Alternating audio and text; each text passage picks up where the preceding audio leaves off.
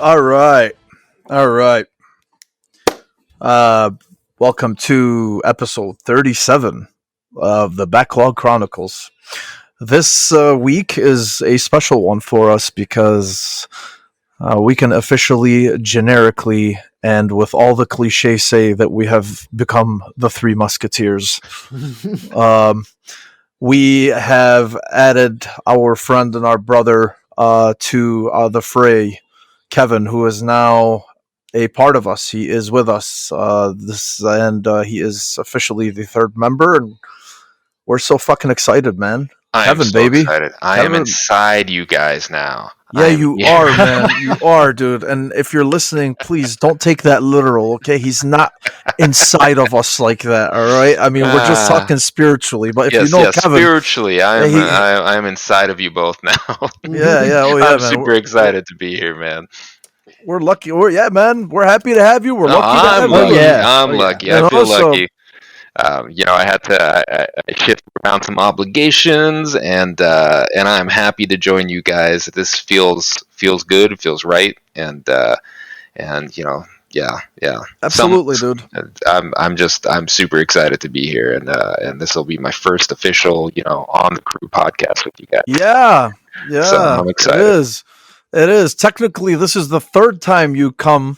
Or you're with us, but the first time you're actually part of the crew. But it's awesome, man. It's great. It's fucking great to have you. And we were telling you, when we did it, that honestly, yeah, a few weeks ago, Mike and I were talking about it, and we were talking about adding a third, and your name came up, at the time, and then I'm like, but I don't want to tell anybody, because. It's a commitment. I mean, it is a commitment. Granted, we do it for we do it for fun. We're not making money or anything like that. We don't want to. I mean, this is all for fun. But still, you have to ask somebody, to commit it. To commit to it every week. And initially, we're like, yeah, I don't know. And then once you said like, yeah, I might start my own podcast. We're like, what? Motherfucker! We're bringing you along. It wasn't all the money that you guys offered me. That made me come on board. Definitely not that. But no, it wasn't that. Yeah. But you did hire. We were saying earlier. Yeah, you hired an agent. Man. I did. I have an agent and a maid, so the check just better clear, Mo, or else. Hey man, we're good for that shit. Okay. All right, we're good. We're good for that shit, bro. We are good for it, man. You're about to buy yourself a fucking $10 million house. Let's do it. Hell man. Yeah, and a yacht. You're in the big leagues now, baby. Oh shit. Well, yeah, but dude, glad to have you with us. Honestly, it's gonna be freaking great. Here. It's adds flair to the conversation, and I think so. A third voice is awesome. We get to bounce some more ideas off of each other, and yeah, dude, awesome to freaking have you with us. And Mike, man, I still have to say, like I do every week, with my men, Machine Gun Mike. Machine Gun Mike, what's up, bro? Nothing much, Mo. How are you, brother? I had to see the whole thing too, man. I had to say, Machine Gun Mike, what's up, man? Like instantly, it's like brainwash. It like clicks me in the mood of like, all right, let's go. Let's talk about this. How you been, man? Everything good? Yeah, doing good stuff.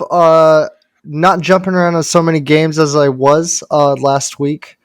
And it's just good to see that some of these older games getting a push into the next gen, like we call it next gen, even though it's now. Mm-hmm. But yeah, it's getting a good jolt of life back into them. I'm guilty of that too, bro. We were just talking about that. We were saying, we keep saying next gen, even though it's current gen, but it's just such a bad habit. Just to keep saying next gen. Yeah. Still getting used to that, but we're trying, guys. We're getting there. Give it time. We're getting there. Mike, you playing anything? Okay, so I did play that Outriders demo today. It was, you'll have fun with it. It's like Division and Gears of War had a little child, and it's like hardcore. You get your rocks off, looter RPG type of stuff. Mortal Kombat. I've been playing that. That trailer got me so like motivated, and I'm playing a Scorpion, and I know what it feels like to get beat and to be like so pissed off, you're just like, man, fuck this game. You know, you want to like throw your controller, or, you know, you just want to like take your rage out. But I also found out how to get good. And I found out what it feels like to make other players do that, because the game, like, you could tell when they quit, it like it like skips a little bit, and you're like, yeah, that's right. And I play a Scorpion, and well, in the community, people say like, oh, the people who play Scorpion are noobs because he's like a beginner character. I play Scorpion. Oh, fuck off with that gatekeeping bullshit. They can kiss my ass. Yeah, dude. I play the devil out of Scorpion, and I whoop their ass. They be talking shit on the headset. I'm just like, ooh, and I'm eating it up because I can't be like toned in, you know, all the way. I actually play with no volume, and I'm like whooping, and it feels so good in Division 2. So, but yeah, good stuff in the video game realm for myself. Good shit, man. Wow, I'm surprised. I think this is the first week you haven't mentioned the Avengers. The Avengers. Yeah, that is fucking crazy. That is yeah. Wow. Although I do have something. Who are you and what have you done? I know, right? I haven't been playing that game the past 2 weeks. It's in such a terrible state. Oh my goodness. Oh man, yeah, we'll get into that in a bit. Kevin, what about you, brother? What have you been playing, man? I've been playing a little bit. I'm trying to finish up Little Nightmares 2, and I'm digging that. I'm digging what they added to it, and so good, bro. And it is a good game. And I think you plowed through 1 right before you played 2. Yeah, I played right before it. I just jumped straight into 2. That's a good thing to do, because you can see, you know, you appreciate all those changes like right away. Like they added some good shit into Little Nightmares 2. So I'm excited to maybe get that finished this weekend. And then I started playing. I bought 2 copies of Valheim for me and the wife. Nice. And I couldn't ignore it anymore. I just saw it fucking everywhere, dude. Like everybody's streaming it. So I'm like, all right, let me try this. You know, it's kind of cartoonish, but it's a survival like 8-bit game where you're a Viking, and you can set up little servers of up to 10 players. Right now it's early access. There's not much going on, but my wife really loves to like build towns and cities and houses and decorate and all this shit. So she can spend hours there, and I'm off like, you know, getting hide from monsters and shit. So it works. That's cool, man. I've been playing a little bit of that.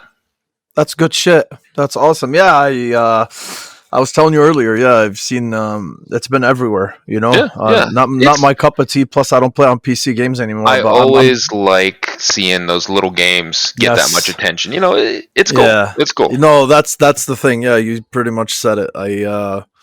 Yeah, it's good to see that, man. I like it when games like that come out of nowhere and they make a big splash. You know, I mean, it's always like a feel good story. You know, it is. It's a feel good story, and then you know, I think it sets up, even if it's not that developer, sometimes they create something new. You know, and someone else can run with that. You know, right. So because I mean, let's face it, a lot of this AAA stuff is just the same regurgitated stuff over and over again. So it's nice to see something a little unique and different. Right. No, that's awesome, dude. Good shit. Yeah, me. What the fuck am I playing, man? Yeah, I'm just still going back and forth. Honestly, I still haven't tried the Outriders demo. I did download it. Been playing golf. I finished Little Nightmares 2, which is just fantastic. I think since our last recording, actually, I don't think I had finished it last time we recorded. Yeah, I'm making my way through that. Then I went back to Hitman. Actually, I'm trying to finish Hitman 2 so I can finally start Hitman 3. Oh, you haven't even started Hitman 3. No, dude, I'm so excited for it. You know, I'm really, really excited for 3. And honestly, man, 1 and 2 have been fantastic. I love them. Right now, I'm on which mission am I on? It's the one that takes place in Vermont.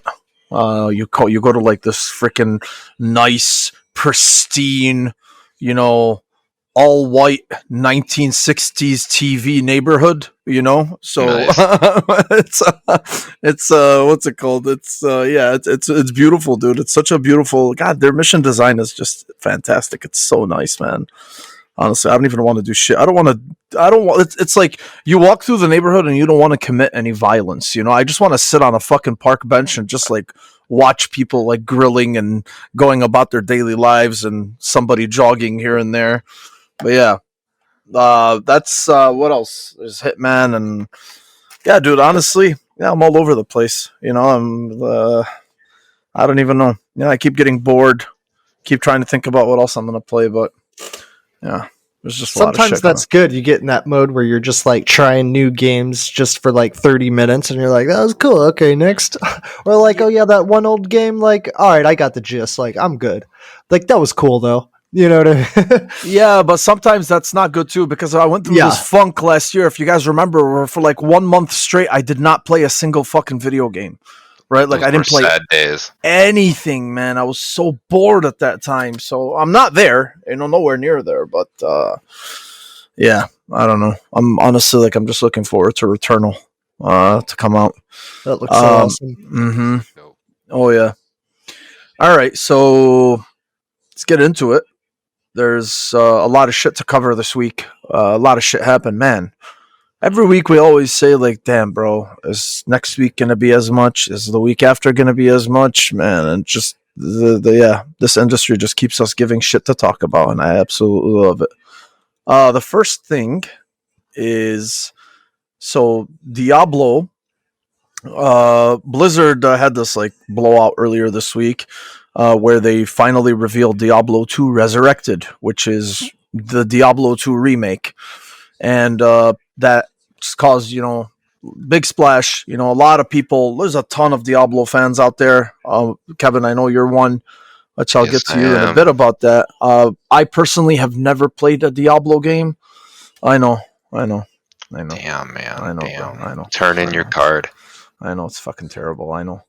But this does have me excited, man. I mean, the thing is I never really had friends to play dungeon crawlers with. I don't want to play a dungeon crawler alone. And to be honest with you, I was never like into the whole isometric thing, but recently I absolutely love it. So I think it's fantastic. And the cool thing about Diablo 2 Resurrected, the remake, is apparently it's coming to PC and consoles this year for $40. There's cross progression. You can switch back to classic graphics with the press of a button, kind of like the Oh, Halo wow. anniversary. Nice. There's Dolby 7.1 support, remastered cutscenes, redesigned user interface, expanded stash. So basically, they really came out swinging for the fences with this. It's not just a fucking half-assed remaster. Right. This is a remake, and dude, it's beautiful. It looks gorgeous. Just from the screenshots and the videos and everything that they showed. But Diablo 2 will be the first Diablo game I play. I'm actually excited for it. And the reason why is not just because I caught up in the hype like I usually do, but honestly, man, even Diablo 4, which they showed some of on the same day, Diablo 4, from the first time I saw it, I was actually very interested in it. I'm like, holy shit, who am I and what the fuck have I done with myself? Seriously. But it looks great, man. You're growing. Yeah, I am growing, definitely. So they showed Diablo 4. Apparently, they showed like a new class, and they also showed Diablo Immortal, which is a free-to-play mobile take on the franchise. Initially, when Diablo Immortal was announced, a lot of people were like, "Oh, what are you doing? Why are you making a mobile game?" But apparently, man, it's looks pretty good, and it's got enough to stand on its own legs. So, yeah. Kevin, I know you are the Diablo. Love my Diablo. You are the group Diablo veteran. So apparently, and I'm not even a take? huge Diablo veteran, but I've played all of them. And nice. I played last time I played Diablo 2. I had to use a dial-up modem to get connected with my friend to play. So that's how old awesome. I know that is how fucking long it's been. So I watched the video of the Resurrected, and it looks dope, dude. This shit is gonna sell. Everybody that's old like me is gonna buy it, and I think anybody that is new to Diablo is gonna buy it because Diablo 2 is still considered the best Diablo so far. So what I'm thinking is they probably cooked up, a nice new engine for Diablo 4 and decided to kind of use that, to remaster Diablo 2. That's kind of what it looks like because it looks dope. So I think, I think Diablo 2 is a good jump in point, kind of like Mass Effect 2, because Diablo 1 was rough. And Diablo 2 just blended it all together, and it's perfection, dude. It is that isometric dungeon crawler perfection. If you're interested in those kinds of games, Diablo 2 is it, and it may ruin every other kind of game like that for you. But cool. So I'm super excited. That's a day one for me. I'm so glad that there's going to be cross progression. That's fucking dope. And yes. It'll be the first time I play Diablo 2 on a console. Yes. I may end up getting it for PC, but having that cross play makes. How do you think that's going to be on console? How do you think it's going to transition with a controller? So I think it's going to do really well because Diablo 3 does really well. Okay. And if the buttons are actually even a little simpler than Diablo 3. So I think it's going to do, I don't think that's going to be an issue. And I was worried about that when Diablo 3 went to console. But the second you start playing it, you realize, holy shit, this is pretty good. There's none of that weird, like, toggle your left trigger and then press X to activate something. Or, they did a really good job mapping the controls out. So it's not your traditional MMO where you need, 1 through 10 for your spells and shit. They just do a really good job at making it almost. I mean, if I told you that Diablo 3 came out on console only and then later went to PC, you'd believe it because it's just that good. Okay. So pick it up for console without any qualms, man. I think it'll run great. My only thing is, I'm not a big fan of games that have a lot of inventory maintenance. Right. Okay. Right. Like as soon as I see a ton of inventory maintenance, it's like an automatic turnoff for me. Obviously, personal preference, but that's the one concern that I have. With it, and there is some of that. There is some of that, but there's also easy ways to just junk everything that's like not your class. I never found it. It's very simple to know kind of what the better item is, and they do a really good job. Kind of like in Destiny 2, where it's simpler as well. Games like Division 2 just turned me off. Then it's just like an inventory management game.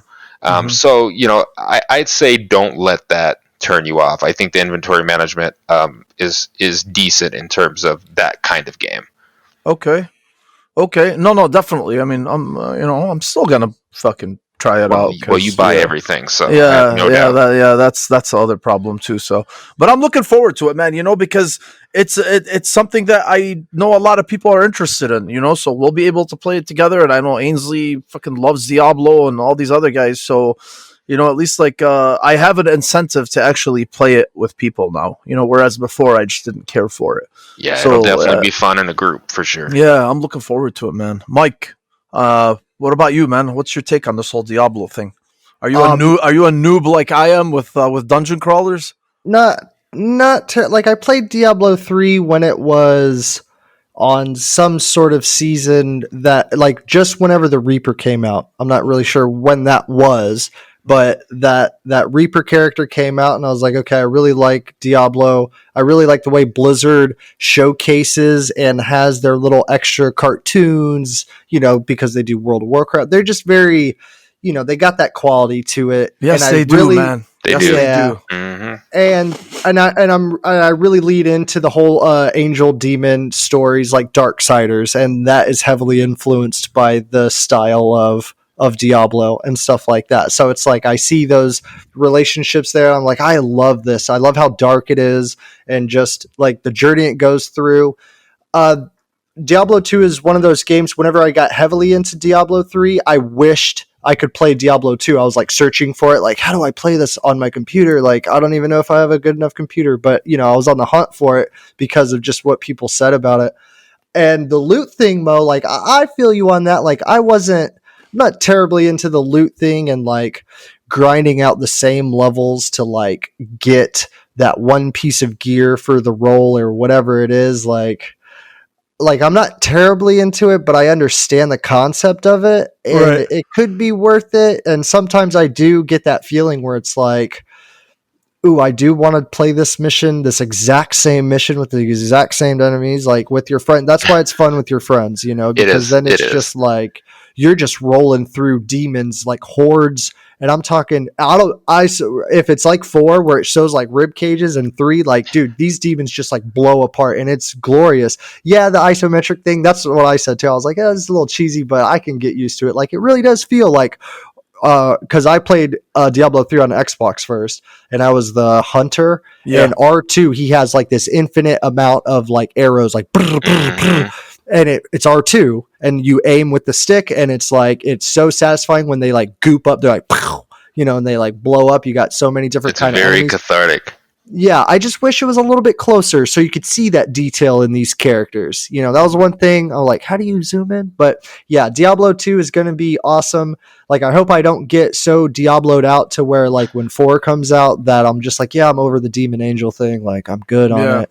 It'll be good to refresh the story, but, one of those things. I'm looking forward to it for sure. Yeah, definitely, man. This remake, like I was saying, I'm definitely into it. And then, because I'm very interested in Diablo 4. And just to touch on Diablo 4, so what they did is they added a new class called Rogue. Apparently, the classes that they debuted when Diablo 4 was debuted, it had barbarians, sorceresses, and druids as classes. So apparently Diablo 3 lost some of the franchise's dark edge, and Diablo 4 is looking to bring back more of that gothic and horror influence from the previous ones. So rogues apparently are coming back, and they can be ranged attackers or up close melee strikers. They can use poison, shadow magic, or more. This is shit. I have no idea what it is, but I'm just rogues are going to be very popular. Yeah. Oh, really? Yeah. Okay, I get that sense. Yeah. So, yeah, dude. I mean, this is fucking great, man. There's a lot of shit coming out. I love seeing this shit. Honestly. Fucking 2021, and I can say Diablo 2's coming out. Yeah, isn't that crazy? That's pretty awesome. Yeah, honestly, I like this a lot. Like, these are the moves that I like to see, where it's like when you're refreshing or bringing back some type of old franchise, it's like that's the one you do it with. You know what I mean? Like, if they, for example, this is like if they remade a Metal Gear, like Diablo 2 is that. Like, damn, that's the one you remake, and you remake it all the way. Demon Souls is probably a good example as well. Like, yeah.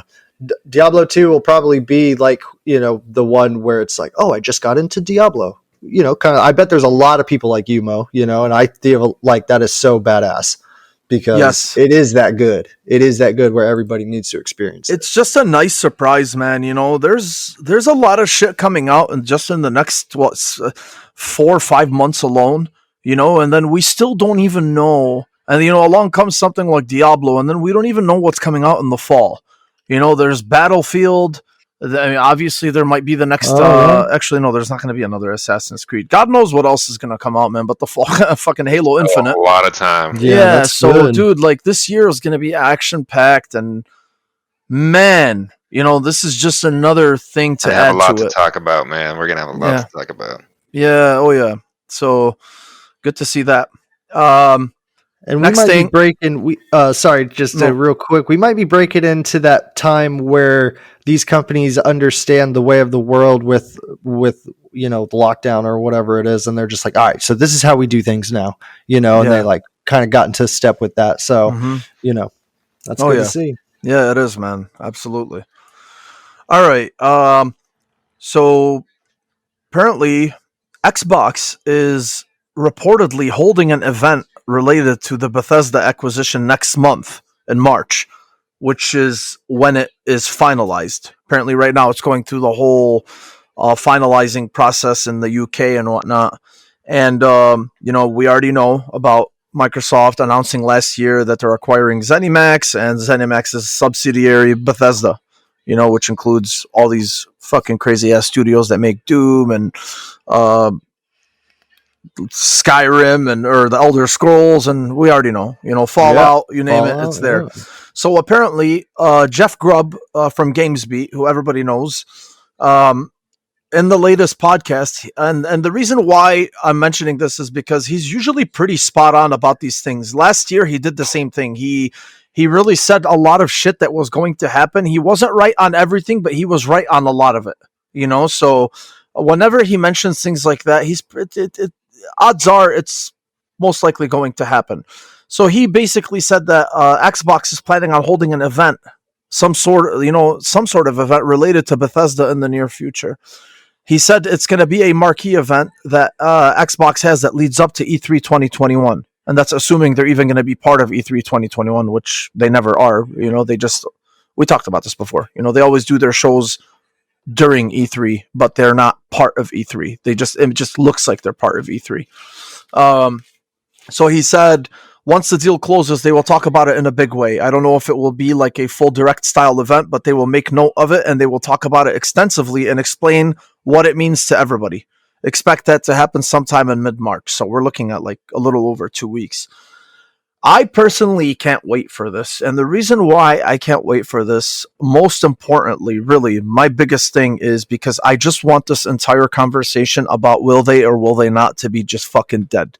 At the end of the day, no matter what happens, people are going to dance on other people's graves. You're going to have a bunch of, oh, I told you so. I told you. Exactly. You. And if you don't know what it is, it hits it on the head. That's so exactly good, what it's going to be. Everyone's going to be an oracle. Right. Everyone is an oracle, and everybody's going to be proven right or wrong. Yeah. Well, are they going to be exclusive? Are they not? And really, we've talked about this honestly, like to death, and I just can't wait for this to be over because I'm just so sick of, just hearing about it, for the right reasons, for the wrong reasons. I like discussing it, from when practicality is involved, because it's so hard to discuss it with people nowadays because you just know that they're really like the intention behind it. And this is in my personal opinion. I think a lot of people you discuss it with, their answer, or at least their opinion on whether these games are going to be exclusive or not is really based on whether, it's based on their fandom of which brand they are fans of. Whether they're fans of Xbox, or whether they're fans of PlayStation. This is my opinion. This is what I think. And, because you see it everywhere, you see, oh, well, if PlayStation does it, then Xbox should do it, which I don't necessarily agree with, considering they both do things completely differently and they're both successful in their own ways. And, we've talked about this before, how, it's just locking out PlayStation, at least it just doesn't fit in their mantra, or at least it doesn't fit with part of what Phil Spencer himself, always talked about, about like exclusives and locking people out and whatever. And, then everybody starts, jerking off to Microsoft's, paying $7.5 billion and how they don't need Sony. And we've been through this already. Yes, they don't need Sony. And they have no idea what they're talking about. Yeah, and they have no idea what they're talking about and all this shit. So, yeah, that's really primarily the reason why. Because, the other thing, too, is like you see people, we'll get into that in a bit. But like when Sony announced that they're going to make more games on, they're going to release more first-party titles to the PC. All of a sudden, you have people who were celebrating that, and they're saying like, "Oh, look, Sony's bringing down their walled garden." More people should play the game. So you're celebrating, you're celebrating the lack of exclusivity. But then the next day, you argue for exclusivity. When it comes to Xbox and why they should do it. I actually tweeted about that today. I think it's so entertaining, dude. I swear to God, like I'm telling you. It's entertaining like a car wreck. Yeah, it's entertaining like a car wreck. I'll show you the exact tweet, that made me reference, that was basically the reference for why I tweeted that out. But at the end of the day, I don't really give two shits where they end up. We've talked about this before. I'm going to be a benefactor either way. My opinion still stands on it from before. I do think that there will be incentives for playing these games on Xbox. And I'm going to stick by that. And if I'm wrong, then I'm wrong, but at the end of the day, I don't give a fuck because if they don't come to PlayStation, I can play them on my Series X. So it doesn't matter. I'm lucky enough to at least be able to formulate that opinion without having a certain bias because I just don't care, and to me, I'm of the impression that, there's some people that say like, oh, well, they didn't spend $7.5 billion to put it on other consoles, but I can also argue they did spend $7.5 billion to put it on other consoles because, your feelings don't matter here. At the end of the day, it's always about money and what's going to generate more money. And your experience, even if you are a fanboy fucktard, your experience with Game Pass and on Xbox is not going to change in any way, whether these games come to the other consoles or not, right? You're still going to be paying your subscription fee. You're still going to be the benefactor of having those games come day and date on Game Pass on day one, right? And if you're not on Game Pass, and if you are on PlayStation or whatever it is, you will have the option of either going to Game Pass, which will be the bait that Microsoft will use, okay, so they win, or you can buy the game at retail for $60 or $70 on your console, which again, Microsoft wins from. It's a financial win both ways. This is my opinion, and I'll take it to the grave until I'm proven wrong. But Kevin, what do you think about this, bro? So here's what you're not understanding is that everybody on Twitter got an MBA.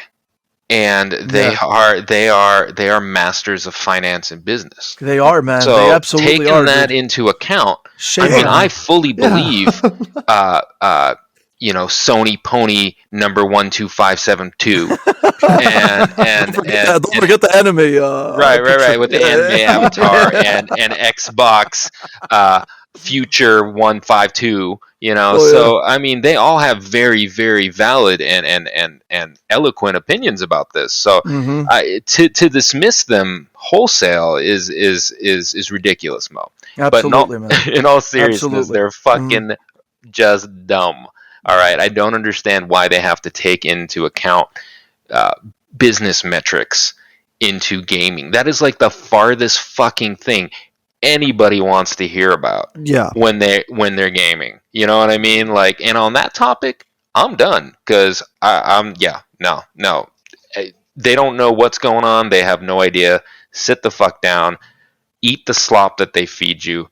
Pay to play and have fun. That's it. That's all it's ever gonna be. And you have no decision-making power whatsoever. So that's the thing, bro. Like, I mean, they just speak from like an emotional perspective, and it's not going to change your experience whatsoever. Why are you so concerned? Like, dude, these people are fine. They're going to maximize their profits in the way that they know how. It's why they hold the positions they do, and we don't hold those positions. So why are you so concerned about their future? They are more concerned about their future than you can ever sniff. Okay, or you can ever come close to. So as long as you are the consumer, like, don't be a sucker, man. Yes, I get it. We're fans. We love this shit. We love supporting our brands and whatever it is. But at the end of the day, you are a consumer. You're paying your subscription fee every month. You're taking advantage of that subscription fee, and you will be rewarded for that subscription fee when these games come by having them day and date. So you don't know more than they do. You will not know more. And I'm not claiming to know either. Just FYI. I'm not coming like from whatever. We all have opinions. But I just said I will live and die by this opinion until I'm proven wrong. But we don't know more than they do. We don't know these analytics more than they do. We don't know what the hell they're going to do, to be honest with you. And if I'm wrong, I'm wrong. But I don't care. That's the difference. I don't give a shit if I'm wrong. I don't know, dude. Yeah. But fucking everybody's a fucking critic. But Mike, what's your take on this, man? I know we've talked about this before, but are you patiently waiting for this to fucking end like I am? Yeah, like I'm like you guys. Like, I don't really want to I don't want to involve myself within that conversation, because to me it's just like, why you making something awesome negative, or why you making something awesome where it's like, like, told you so kind of thing, but that to me, like, and that's where it comes from. I do also think is like that emotion, and on top of when you see that one dude on Twitter and he says that little jab at you about your brand or whatever, you're like, oh hell no. Like, I'm not, because if I don't talk, he's gonna think I'm a bitch or whatever kind of thing. So like, I get it, you know what I mean? I get it. But on the other hand, as a fan, looking from the outside in, that can't wait to actually play some of these games, I'm pretty excited for this. Some of me is like, ooh, maybe, because this is where announcements are made. This is where, like, that next step is done, because whether or not, like, regardless of the console stuff, the games, I cannot wait, because like you said, like, I have both, I'm gonna get both. Like, if you don't think you should have both, that's how I think. It's like, if you don't have both, if you're not with both or going for both, you're wrong. You know what I mean? Yeah. Like, or all three or whatever it is, even PC, like, hell yeah, video games all together. Not in that like cheese ball, like, nah, bros, like video games. I love them too. But let's have, intelligent conversations about these things. Like, there's always where one exceeds, the other fails, and in other aspects of how they run their stuff. So it's like, you could talk shit on both of them all day, you could like hype both of them up all day, but what matters is, like, I always like run this through my mind, Mo, when you said it, like, chase the games, man. You know what I mean?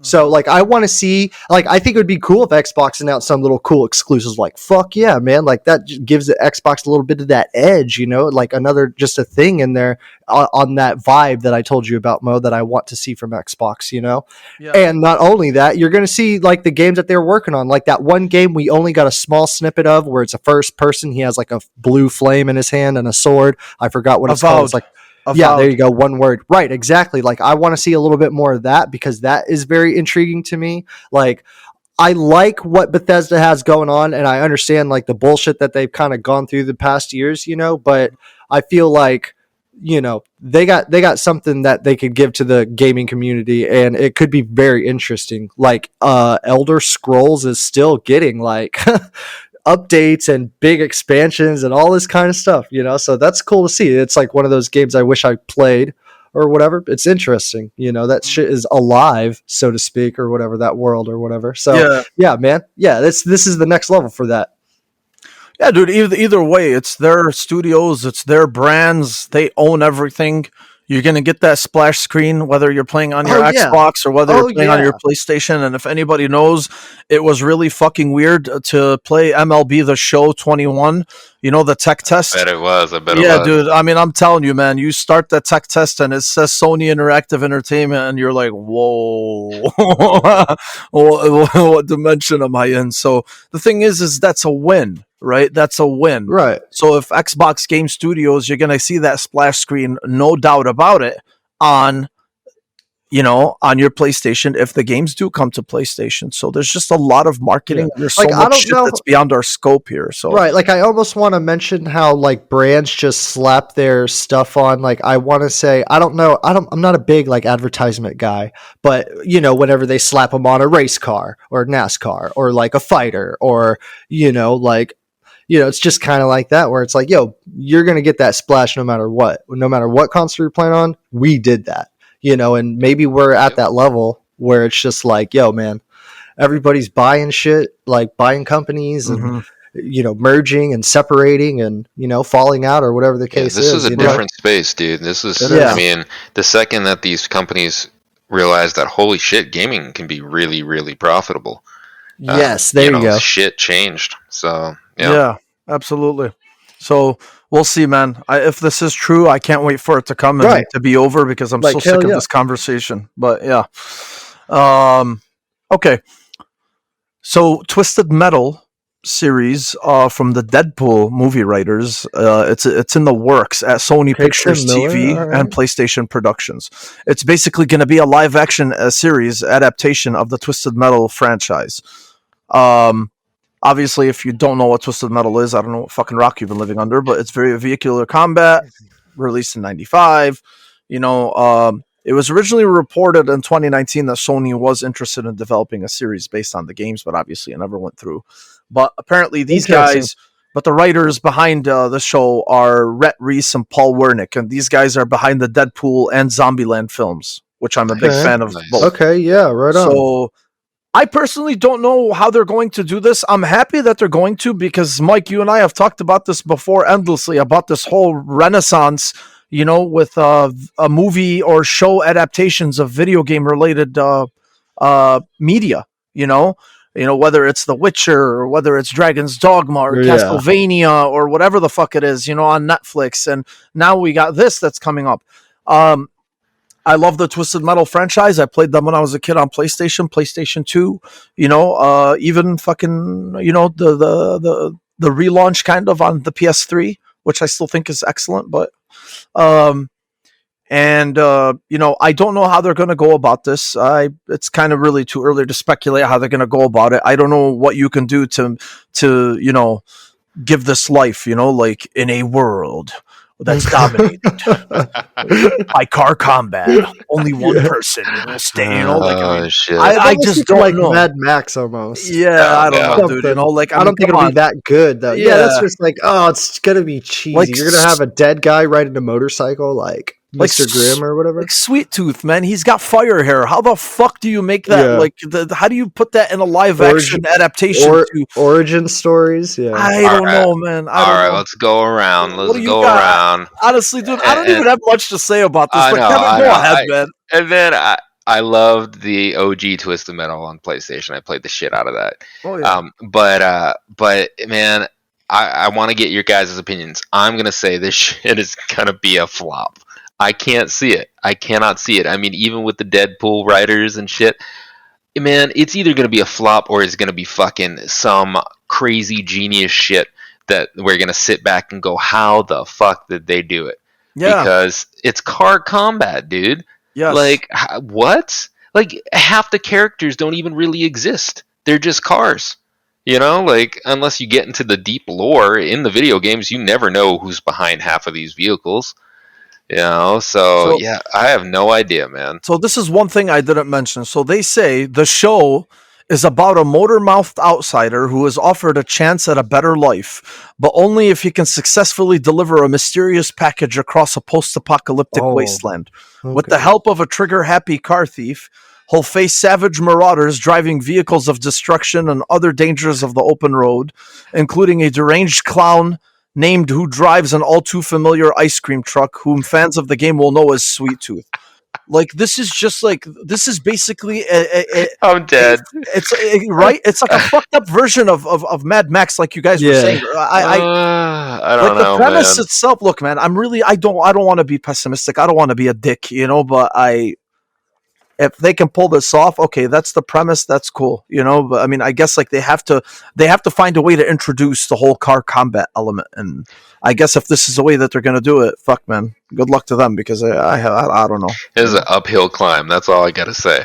Will Arnett is going to voice Sweet Tooth, by the way. Will Arnett is pretty cool, so I think he'll probably do a good job. But Mike, where are you at on this, man? It's like one of those things where it's going to be hyper, where it's over the top, kind of. It's either going to be that, because I also think, have you ever seen that Death Race movie with bald-headed karate Jason Statham? There you go, Statham. Yeah. Like, I also think like cheese on that level too, because it's like if he's delivering a package, it's just going to be, action is happening just so when he's driving, it just so happens to be kind of thing. Sure, not so much like, we got, this contestant and Mr. Grimm and like all this other shit. Like it could be, I don't know, but I just have a feeling that it could be, if it is going to be good, it's going to be one of those things where it's like, all right, I know what I'm getting myself into. Whether it's good or not, that's a whole different story though. But I do kind of expect it to be like over the top, almost Mad Max style in a way, but I hope it's good, dude. I hope it's good, because this is the thing about video game, like movies, they run out of ideas, these movie creators, you know what I'm saying? Mm-hmm. And it's like they try to do the video game thing and it's like they failed. There are some good ones or whatever. Like I told you guys, I watched Sonic the other day and I forgot this is a video game movie. Like this is a really good movie, family movie or whatever. You know what I mean? It's nothing like high action or whatever. It has very good moments. Jim Carrey's great. Just to add on to this whole thing, I saw this list that they were saying that's video game franchises adapted to television. Okay, so we've seen The Witcher, Halo by Paramount, Resident Evil, Netflix, Last of Us, HBO, Cyberpunk 2077, Netflix, Assassin's Creed, Netflix, Diablo, Netflix, Fallout, Amazon, Splinter Cell, Netflix, Tomb Raider, Netflix, Twisted Metal, TBA. Okay. So, I mean, upcoming video game. There you go on that. Yeah. Monster Hunter. Haven't seen it yet. Can't wait for it. Tell you, man. It's a renaissance, dude. Yeah, it's a renaissance. Yeah. Yeah. So we'll see, dude. I don't fucking know, man. Yeah, I don't know. Yeah. Yeah, I could go deep into it, like, oh man, they could change it, but it could be good. The storytelling, like, just has to be there, like, don't try to pull no gameplay elements like, oh, this is first person mode. Oh god, no. Yeah, dude, if they do like Doom, that cheesy ass shit. Maybe like give me like a small snippet of like an over the shoulder shot, and you're like, ooh, I felt that, and like I kind of felt that, where it was like the game for a second, and then just kind of like fade out of it or some shit, like, like where it's subtle, where you're like, oh, you found a gun, like, oh, you found a fucking clip for it, like, oh, I get this, but it's not cheesy. Right. Like, how do you do that in real world? Like, yeah, and tell the story where it's like these characters, whatever. Yeah. In a world. Yeah, exactly. We've come full circle. One man. In a world where packages need to be delivered across a post-apocalyptic wasteland. What, is you sure this isn't Death Stranding? Yeah, Death Stranding. Wait. We have cars. Twisted Metal. One man and his companion baby. Look, so that's the joking car thief. Oh shit, dude! Oh, I can't wait for this. It's gonna be fucking. It'll be good. We should do a review. Every episode review. Oh god, it's gonna be a joy. It will be a joy. Okay, so Joseph Ferris, who we all know, the foul-mouthed developer and the head of Hazelight Games. I personally am a fan of Joseph Ferris. Heritage bias aside. He is. I think he's great. I think he's. I mean, yeah, he's eccentric. He's loudmouth, but I think his games are good. I appreciate them. I loved Brothers: Tale of Two Sons. I really, really loved A Way Out. I finished a majority of it with like 3 different people and I had to keep restarting the game. But the game is fucking awesome. I like what he does. He really the games him and his studio make really, really encourage co-op. I mean actual co-op where you guys have to do shit together to progress, I guess, if that makes sense. And he has a new game called It Takes Two, and they showed a gameplay trailer the other day. And the premise of it is cool. It's about this little girl. Her parents are supposedly getting divorced, and she does something, I don't know what it is, and then her parents turn into like these 2 little dolls, and they have to basically make their way through these different worlds, and they have to work together. And the whole premise of it is, what I'm assuming is, you work as the parents, and and the whole time you're really just kind of like reestablishing their bond, and kind of like, I'm guessing that you probably get to, by the time you get to the end, they'll kind of like realize why they fell in love with each other and blah, blah, blah, and all this. But I think he'll do it in a neat way. And I think the game looks awesome, man. It looks fun. Yeah. I mean, it's not, it's not like fucking Citizen Kane or anything, but his games are always fun. They're always a joy. They're always a joy to play. So I'm looking forward to it. I don't know if you guys saw it. Did you guys see it, Kevin? Did you? I did not see a demo of it, but I've played his other 2 games, and I played Brothers, Two Tales or Tale of Two Cities or whatever, the Tale of Two Brothers. Yeah, I played that shit and I liked it. And then my wife and I played A Way Out and really enjoyed it. So good, man. Yeah, it was so good, dude. And it's a unique couch co-op experience if you can have that. But you can also play, online, which is cool. Right. And they're still going to do the buddy pass thing, I think, which is cool. So you only need 1 copy of the game, right, to play. So anyway, I mean, they're not full retail. I mean, there's nothing wrong with these games. It's a good, fun experience. They're usually on the shorter side, but yeah, no, he's for his foul mouth and his stage etiquette. I enjoy his games.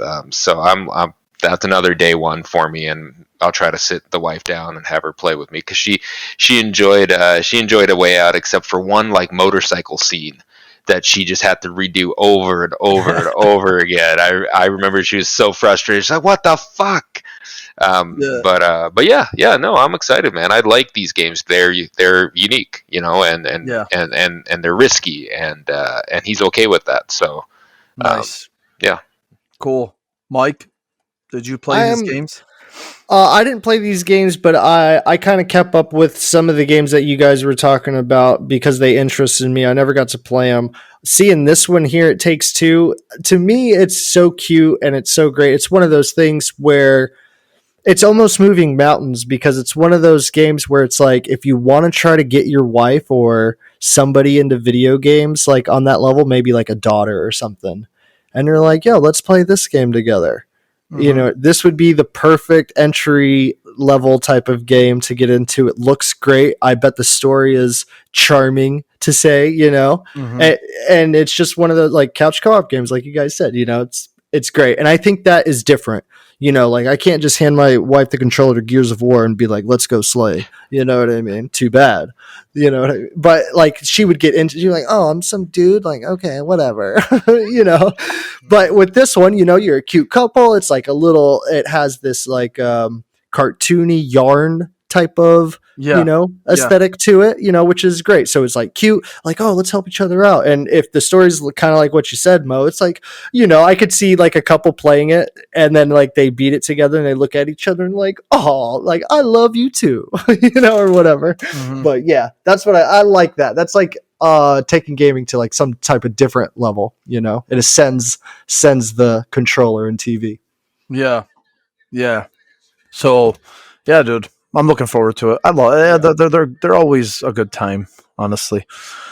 All right. So next, Drew Murray.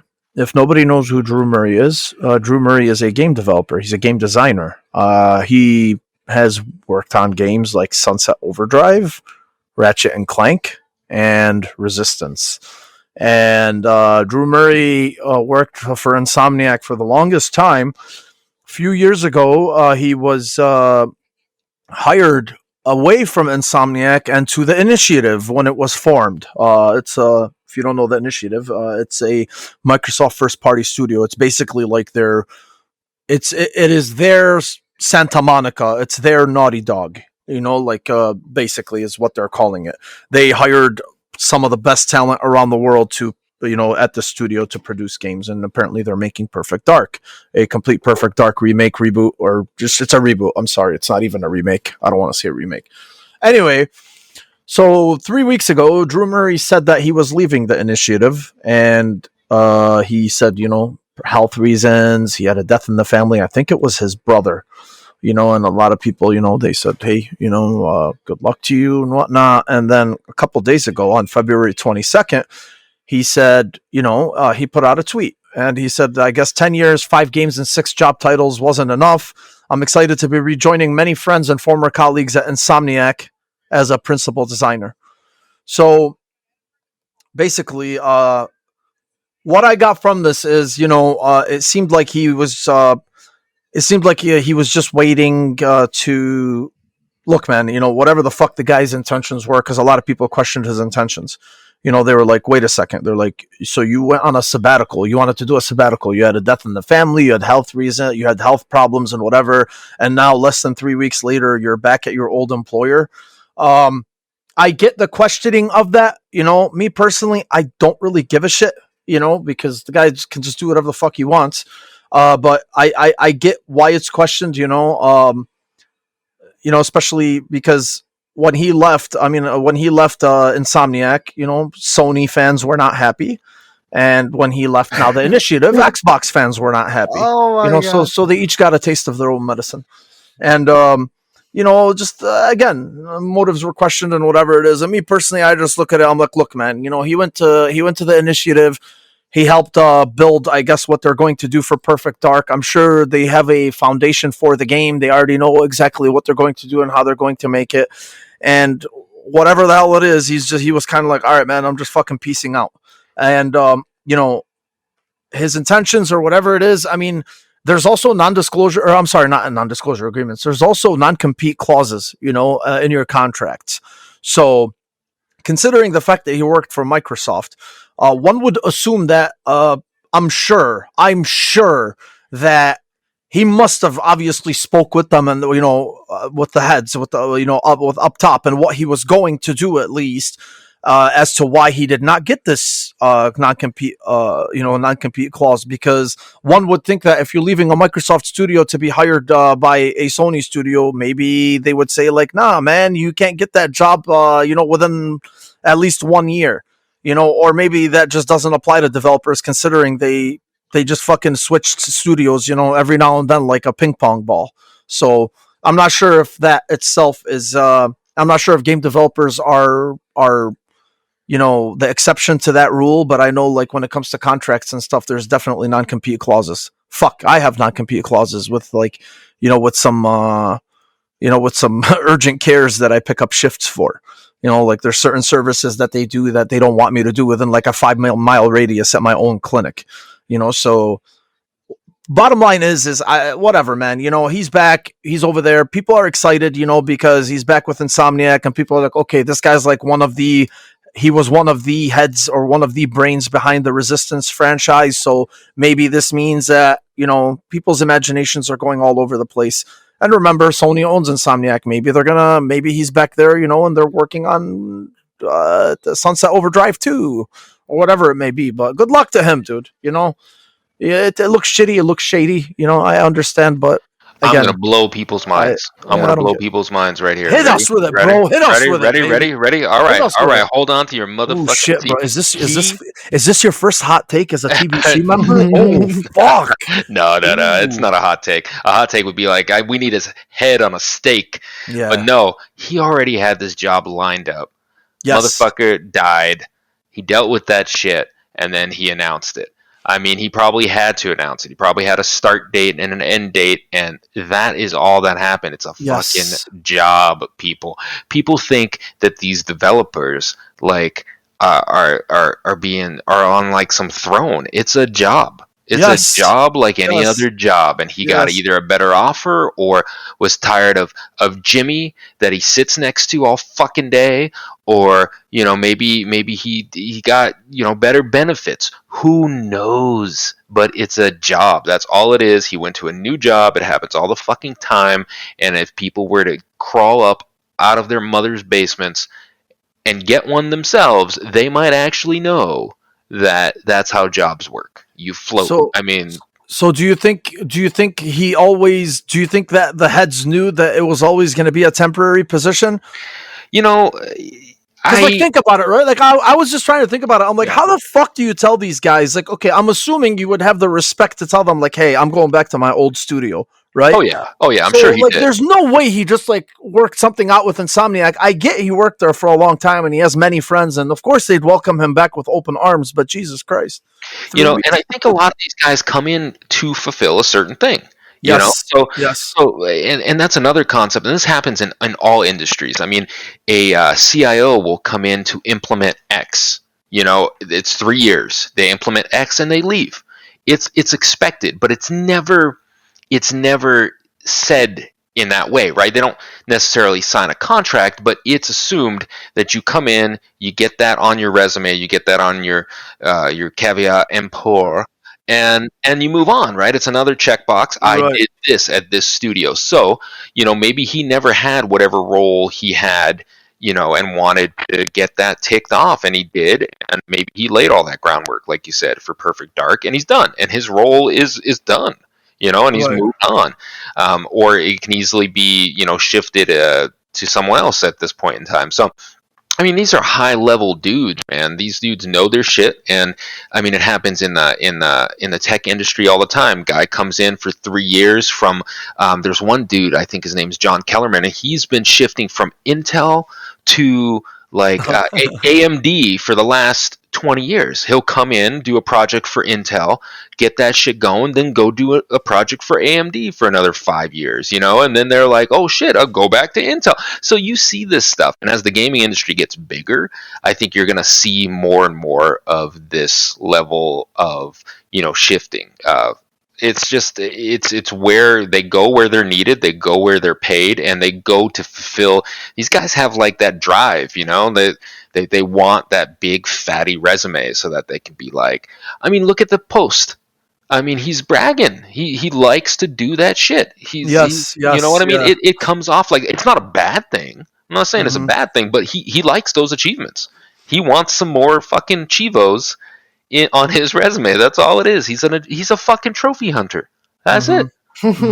I mean, to put it in terms that these dudes can understand, he is trophy hunting, and he's going off to hunt some more trophies on the other side of the fence again. So right. You know, that's what I think. Man. Whatever, dude. Honestly, I just look at it as I'm gonna take the generic fucking approach and just be like, look, dude, we're gonna fucking whatever he's gonna work on with Insomniac, it's Insomniac. We're gonna win either way, you know. So it's gonna be great. If you're aligned to only one particular brand, I'm sorry, that sucks, but you know, it is what it is. And obviously, I'm not talking about because of financial reasons. I'm just saying in general. I'm talking about fanboys and you know their preferences and shit. So, oh well, Mike, where you at on this, bro? Oh, I mean, I don't have a way about it, really. You just don't give a fuck. No, I honestly don't. It just really sounds like it's one of those things where it's at that level. They probably know each other and have each other's numbers. It's like a click up there, man. Like, and that's how it is, you know? Like, you do the same thing that I do. Oh, let's talk to these guys. Let's see what we can do with this guy. Like, maybe we can have him come over for a year. Like, you know, or not. Or it was like, yeah, let's get him, try to keep him over here as long as possible. And if he makes, you know, maybe he said, fuck it, like I'm outies, you know, I'm going over here.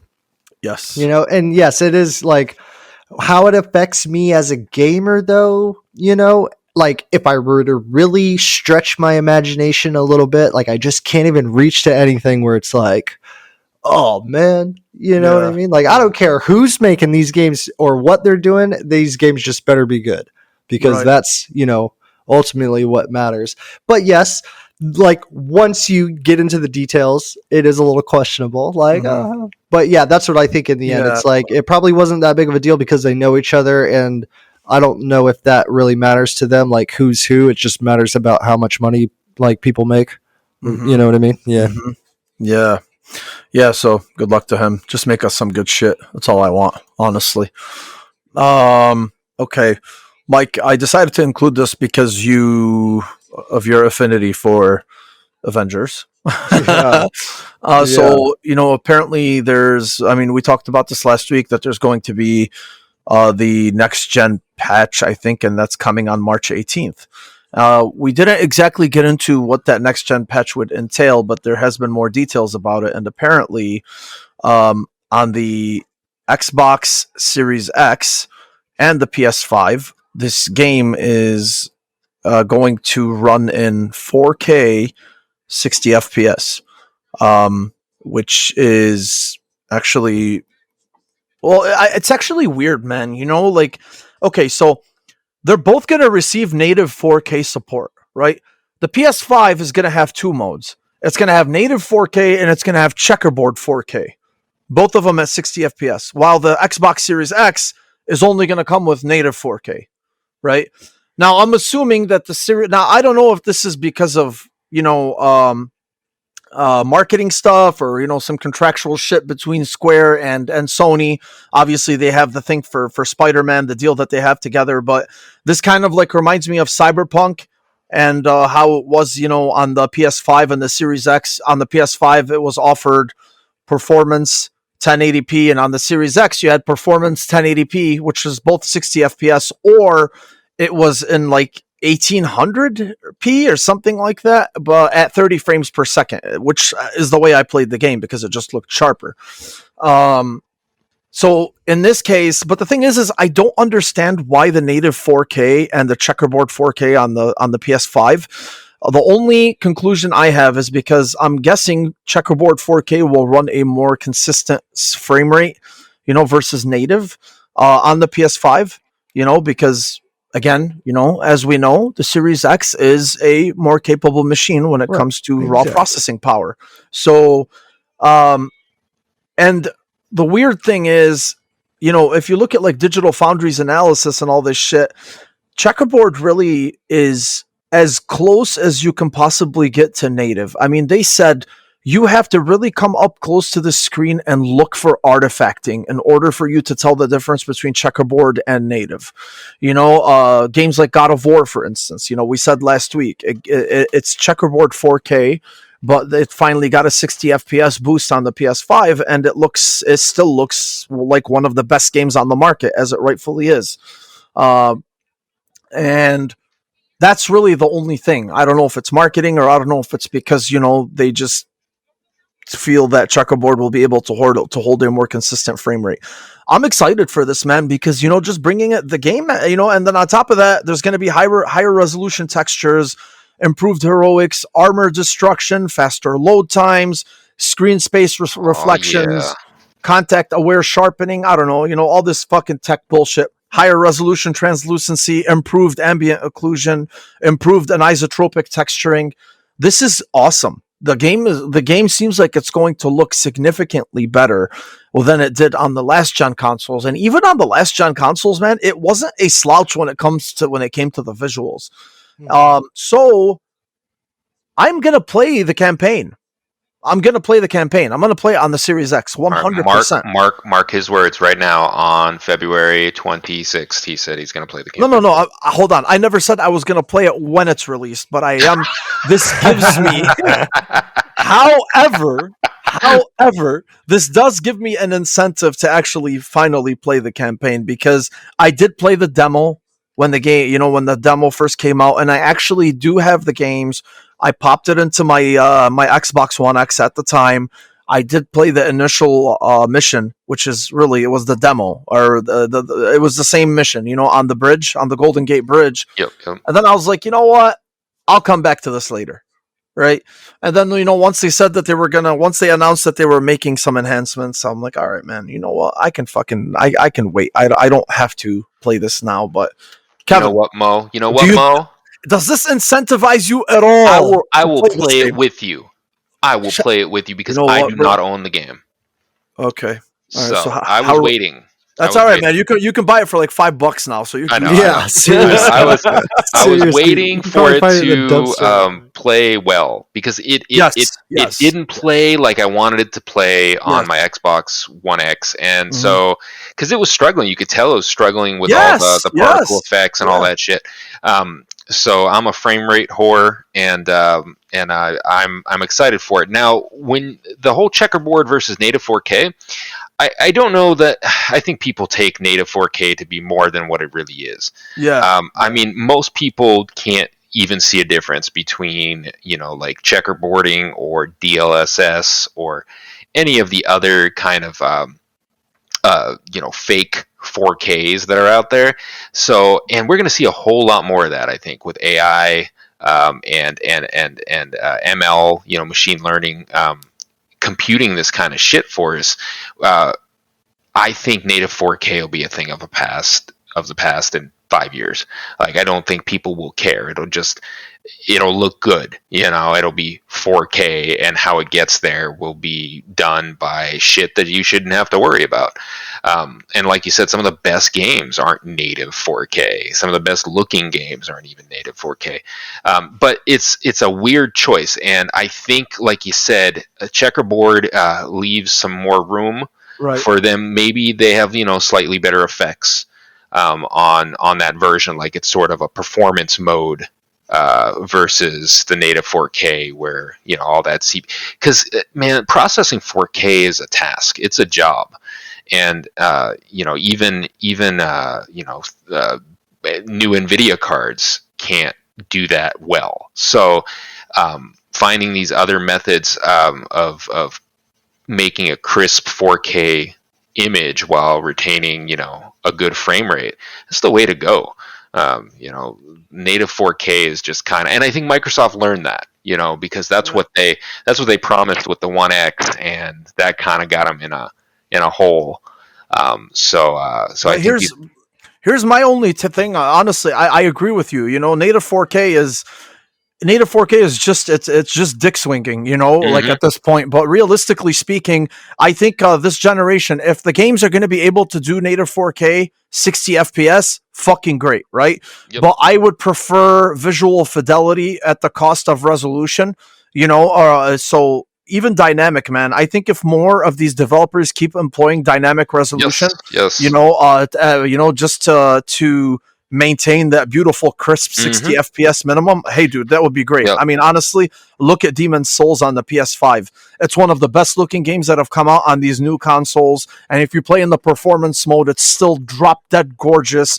It's running in dynamic, I think, or 1440p or whatever it is, but there's so much visual fidelity in there, right? So you're not even thinking about resolution when you're playing this game. It looks fantastic, it plays fantastic, from a performance perspective. And yeah, dude, I'm all about it, man. This is why we waited for these new consoles, because we get to have that performance boost that we just didn't have from before. Yeah, I'm excited. I'll play it once this patch drops. Sure.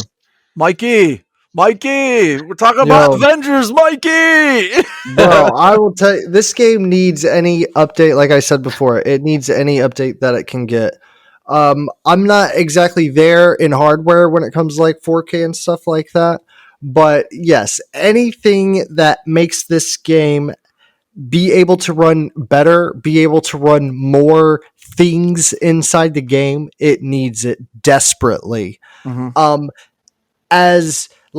But coming from Yumo, when you say like, oh, I'll play the campaign, I'm like, you might have a pretty good time just playing through like the story mode, because that's kind of what, like, it's veered. That's what it's going for a lot with some of these DLCs, like, because, the issues it's having with the end game and the gear and all that kind of shit. But last dev stream, or about 2 weeks ago, one of the like head dudes was like, the consoles or the game is running everything that like the consoles can give it right now. I got a buddy who plays it on PlayStation 5 right now, and he says it like 6 to 60 frames like all the time. I know on PC they have like more effects, like when Hulk smashes the ground on PC, there's more, like a lot more rubble, and you can see there's more of that. On consoles, it's not there. So like, I expect to see that on consoles, I would hope. And those like little minor things that they can't run. They got so many heroes with as deep as combat as Kratos does.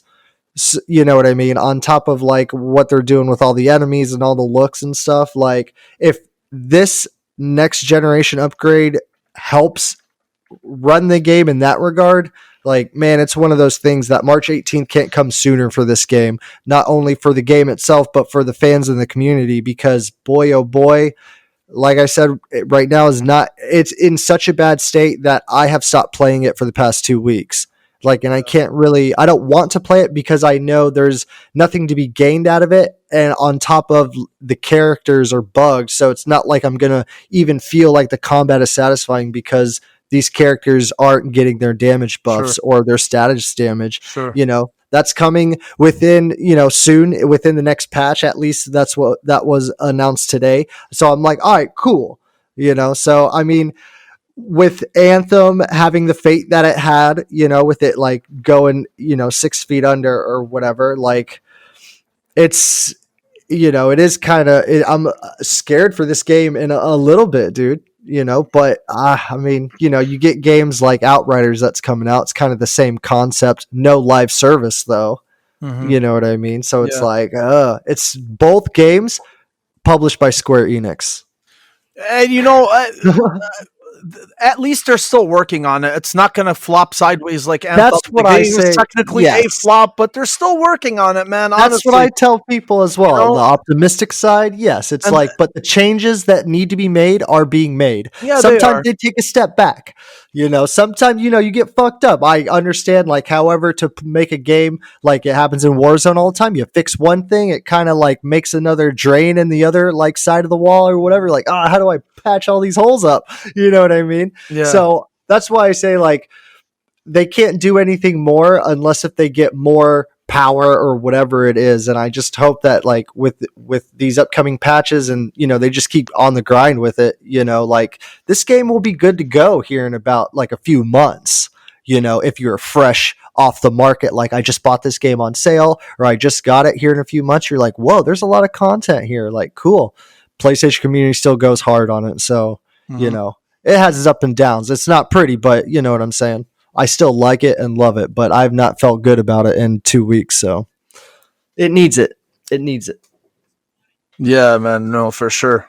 So, yeah. Well, again, they keep supporting us, so I really give them credit for that. Okay, so next section is going to be really just a little bit, because PlayStation made some headlines earlier this week. The first thing is, first thing that came out was that they confirmed a next-gen VR unit for the PS5, which was a nice surprise. So they basically said it enhances everything, including the games that that have come out for the PSVR from before. It has a single cord connection, one cord into the PS5, which is fucking awesome because the PSVR itself had its own processing unit. I don't know if you guys owned the PSVR, but it had its own brick. It had a processing unit that had two HDMI cables going into it, one coming out, I'm sorry, one HDMI going into the console, or the console feeding one. There was like an in and out from the you're processing jacked into unit. the Matrix then. Yeah, and then from the front, it had like these two cords that had to go in, and then that feeds into your unit, or into the actual VR unit. Whereas now it's just one cord straight to the PS5. It seems like. They said there's a new VR controller including DualSense features, which is pretty fucking cool. And they said it won't launch in 2021. But they stopped short of calling it the PSVR 2. They're calling it right now a next-gen VR system. So, I'm really surprised Sony's sticking with the PSVR. I'm not really surprised, actually. I don't want to say that. What I meant to say is it's good that they are sticking with it, because they're not going to slap it to the side the way they did with at least the PSP and the PS Vita, right? They sold 6 million units of the PSVR, which to this day is the highest selling VR system of all the VRs that are available on the market. Okay. We're talking including Steam's, LG's, and fucking Facebook's, whatever the hell it's called. You can help me out with that, Kevin. I forgot. Oculus. Oculus, yes. So, and it's good that they're doing this, man, because especially now, if they're able to make one that has obviously just better tech than the piece of shit that we got from before.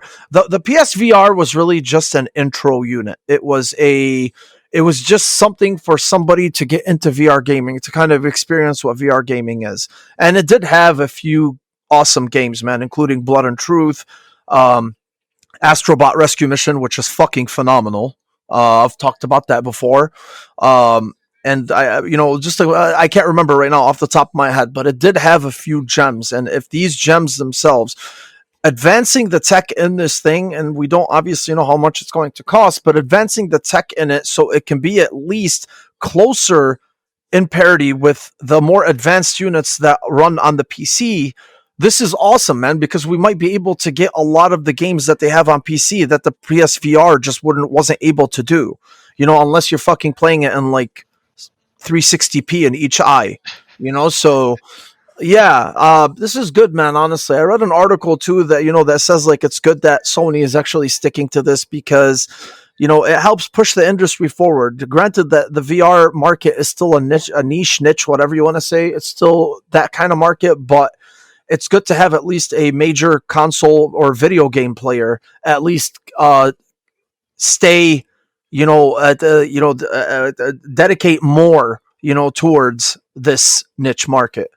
So it helps, honestly, we all win. And whether you want it or whether you don't, it doesn't fucking matter. If you like VR, cool, get it. So at least that's an option that they're giving us. And I'm definitely looking to try that out. So I want to get you guys' takes on it. And, just so I can mention a couple other things.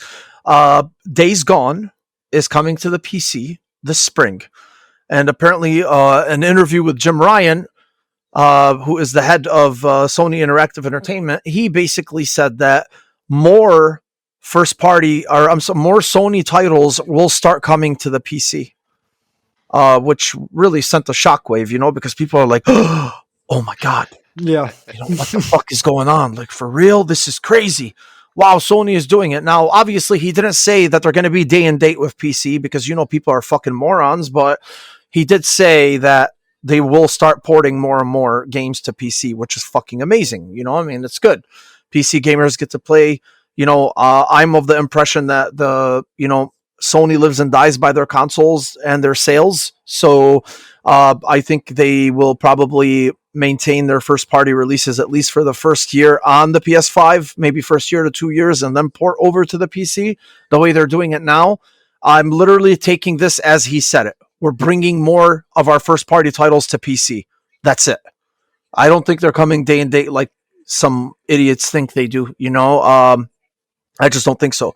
And I think this is a good move by them because they also saw how much money they're leaving on the table by just, sticking to their walled garden. Look at like Xbox, for instance, right? I'm sure they looked at like in 2020, Microsoft had 6 published games that made the best-selling games of the year on Steam. Sea of Thieves, Master Chief Collection, Flight Simulator, Grounded, Ori, and Age of Empires 2. You can't not look at this and be like, damn, dude, we're leaving a lot of money on the table, right? And that's what it's about at the end of the day. So it reinvigorates your franchise. It reinvigorates the franchise. Obviously, Horizon Zero Dawn did very well for them on Steam. It did very, very well. Oh, yeah. Yeah, it did. Oh, nice. Yeah, fuck yeah, it did. So people want to play their games. Look, dude, people want to play their games. They're all fucking liars, right? Yeah, exactly. Play their games, right? So that's the thing. I mean, and it's good that it's coming. This really makes me happy. I mean, it's good. More people get to play it, and on top of that, it just gives fresh legs to the franchise. Like Horizon Zero Dawn, it had already been out for a couple of years when it came out on PC, but it got fresh legs. It looks better. It plays better. So it gives longevity at least to one franchise. They sell 10, 15 million units on PlayStation, and then they're like, okay, let's sell another 5 to 10 million on PC. Right. Maybe we sell more. It's just a win for them, man. It's a win for them. It's a win for the players, and it's awesome. Kevin, PSVR and games coming to PC from Sony. What's your take on it? I'm excited. I'm not a PSVR owner, but I'm excited. Well, fine. Yeah. So the suckers that bought that shit, all 6 million of you. Yes, no, man, it was super successful. People really still love their PSVR, even though it's a hell of a fucking contraption to set up. It needed more power, and now it has that power, and the PS5 is more than capable of pushing out some decent VR content.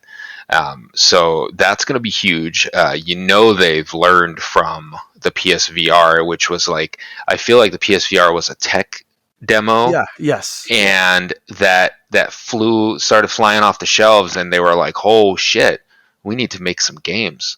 And so that was like a beta test for them. I think they've learned a lot, and it was, like you said, it was super successful, and I think way beyond what they thought it would be. And I know that they probably considered dropping it a couple times, but with the sales and the popularity of it, they are gonna go back at it. So I'm super excited to see a newer, better, more comfortable, because comfort's huge in the VR space. More comfortable, higher fidelity, PSVR. Gran Turismo's, Batman's, Astrobots. I mean, there's tons of shit that people want to play, and putting it in the console space is huge for VR in general, like you said. Because otherwise, all you have is PC and Facebook. Sure. Because there's nobody else really dominating in that space. So the announcement, Mr. Ryan's announcement about all the games coming to PC, I think that's amazing. I mean, I don't see an issue with it. I know that I kind of chuckle because people are very attached to their plastic boxes. Yeah. So they're pretty concerned about whether or not what this means for the PlayStation future, and it could mean nothing. It could mean something, but I'm thinking it's going to mean a combination of many things. I think they see a profitable space in the PC market. PC gaming is still huge, and why not tap into that? They see Xbox doing it. So yeah, I think there's a huge space that PlayStation can fill with their awesome first party titles. I mean, it's always been a thing that people have wanted, So here it is, man. Take it as it is. It's a gift, and remember, like, Sony owns these studios. They're still studios. They still create games. They are actually, working on PCs and Macs and whatnot to create these games. Yes. And then get them on the PlayStation. So it's silly not to tap into these games now that the hardware is basically, a PC. And there's nothing that special to port them across. I think the future is going to scare fanboys. That's all I have to say. I'm going to end it on that. The future is going to be a scary place for fanboys. Yeah. Oh, yeah. Absolutely, man. Mike, where you at on both of these things, dude? On the VR thing, VR is definitely something that I think people and more people want to get into because the concept is so cool, man. If it wasn't so expensive, dude, I know I would have a VR, but I just don't feel like I need to spend for the game, and on top of it, they just really haven't figured that out, all the way. And I think that VR will be a run of the mill common thing in a little, in the future, just not right now. But I like that they keep on progressing with VR on the PlayStation side. I feel like there's a lot of stuff there once they figure it out. They just haven't figured it out yet, because I look at these games like Batman and Iron Man, and I'm like, that would be cool, let me suit up real quick or whatever. But it is a little bit, chintzy in a way or whatever. I like what I hear when you mention Astrobot and stuff like that. So I think VR, keep rolling that through. With the PlayStation stuff going to PC, I just say that I think Horizon Zero Dawn and Death Stranding, I don't know exactly the sales on that, but I think those were good examples. You know what I mean? And of course the Xbox thing, there's that space there. I think it's cool. I don't know why you would be tripping over any of that kind of shit. It's I didn't hear people tripping whenever Witcher 3 came to the Switch. Or whatever. I get that was on both consoles, bad example, but you're tracking, you know what I'm saying? It's not that big of a deal, man. Yeah. You want people to play games. Well, he said, but the thing, the cool thing too, because they asked him, they're PlayStation games on PC was something that Sony held on to for a long time. Now it sounds like you're very much on that wagon. He pretty much said what we said, right now. He said, development studios are in better shape than they were from before. There's an opportunity to expose those great games to a wider audience and recognize the economics of game development, which are not always straightforward. Cost of making games is going up each cycle. Yes, these games cost hundreds of millions of dollars, guys. Right. They're not fucking made in basements. Exactly. He said our ease of making it available to non-console owners has grown, so it's a pretty straightforward decision for us to make, which is pretty much there's a lot of fucking money left on the table that we weren't getting from before, so totally. Yeah. So I mean, it's pretty cool, man. And, yeah, absolutely. And then he talks about the PS5 production and how it's affected by COVID. And the fucking craziest thing is the fact that they sold 4.5 million PS5s by the end of December, which is more than the amount of PS4s they sold in the same amount of time since release. Picture it. Wow. I think it's incredible, to be honest with you. Say what you will about scalping or whatever. Scalpers are still buying these consoles, and people are still taking those. But the point I'm trying to make is the fact that they were able to still push 4.5 million consoles by the end of December and sell more than the PS4, which was the high watermark, which set the record back in 2013. Right. Honestly, dude, COVID, I mean, if it wasn't for COVID, how much would these people have produced? 7, 8 million? Isn't that fucking crazy though? Yep. I mean, it's really, when you think about it, I mean, props to them and Microsoft, man. They're really fucking doing everything they can. And every time these consoles hit the markets, they're selling out. People want them. It doesn't matter. $400, $500. Exactly. People want them. Yeah. And yeah, so he also said Gran Turismo 7 it's been production development was COVID related production challenges, so they pushed it from 2021 to 2022. So that's all he said about that. And yeah, dude, I think and then he also talked about they're giving away more old games for free as part of Play at Home. So the Play at Home initiative is back, and last year they introduced it, and that's when they gave away what was it, the Uncharted collection, and then I forgot what the other game was. They gave them away like for free, and now this year, starting in April, they're giving away Ratchet and Clank, which I think is awesome, because the Ratchet and Clank remake that came out on the PS4, because that gets people hyped up to play the new Ratchet and Clank. Right, exactly. So just and now they're giving it for free, not as part of PS Plus, but free to own. Like you own just the like game straight up. Nice. And they just did it with Destruction All Stars, and they did it with Bug Snacks, and say what you will. Those games really, they're really not anything to talk about. But he said that they're going to keep doing this. They're going to keep pushing out these types of games. They're going to keep giving games away for free on PS Plus, and I do think this is going to be kind of their answer to Game Pass. I don't think Sony is going to get into the Game Pass model the way Xbox. You don't think so, huh? They're so far behind Xbox when it comes to Game Pass. I don't think they're going to even do that. I think what they're going to do is they're going to incentivize more and more people to subscribe to PS Plus by doing something like this. And honestly, dude, why the fuck not? If you really think about it, their PS Plus games are always awesome, right? Yeah. Like, I mean, most of the time, they really give away some really good games, and they're not going to stop. So. I forgot what game is coming out next month. I know it's another good one that's coming out. So really, yeah. So anyway, yeah, that's pretty much the PlayStation stuff that was talked about. A lot of shit, but some eye-opening stuff, and it's good to see.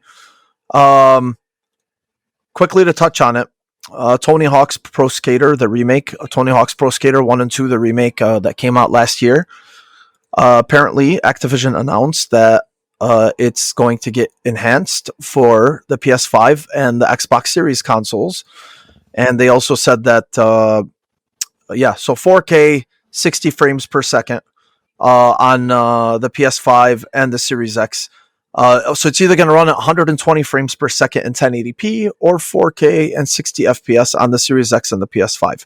Now, if you want to upgrade, so if you bought the digital deluxe edition on the PS4 or Xbox One digital deluxe edition, you can get this upgrade for free. If you didn't buy the digital deluxe edition and you just bought the regular digital edition, you can upgrade for $10. It's Activision. Okay, we already know they're fucking the money at the end of the day. I can still say it's shitty, but I understand the economics. But the problem that I have with this is the Xbox version. So if you bought the game on physical PS4, you have the option to upgrade to the next gen version on the PS5 by paying the $10. But if you bought the Xbox One version, you can't upgrade to the Xbox Series version. So you have to buy. What they're doing is they're re-releasing the game for the PS5 and the Series X, unless you own them on the Xbox One and PS4. But the PS4 physical edition is upgradable, whereas the Xbox One physical version is not. So you would have to buy, if you want to go physical, like me, you would have to buy the Series X version as a standalone. I don't know why. I'm pretty sure it has to do with marketing or it has to do with Activision. I don't know where exactly or what exactly happened and why it's not offered as part of smart delivery. But it in order for it to be smart delivery, I think it would have to be free, right, Kevin? In order to employ that smart, yeah. So it's definitely not. But the thing is it's not free on the PS4 to the PS5.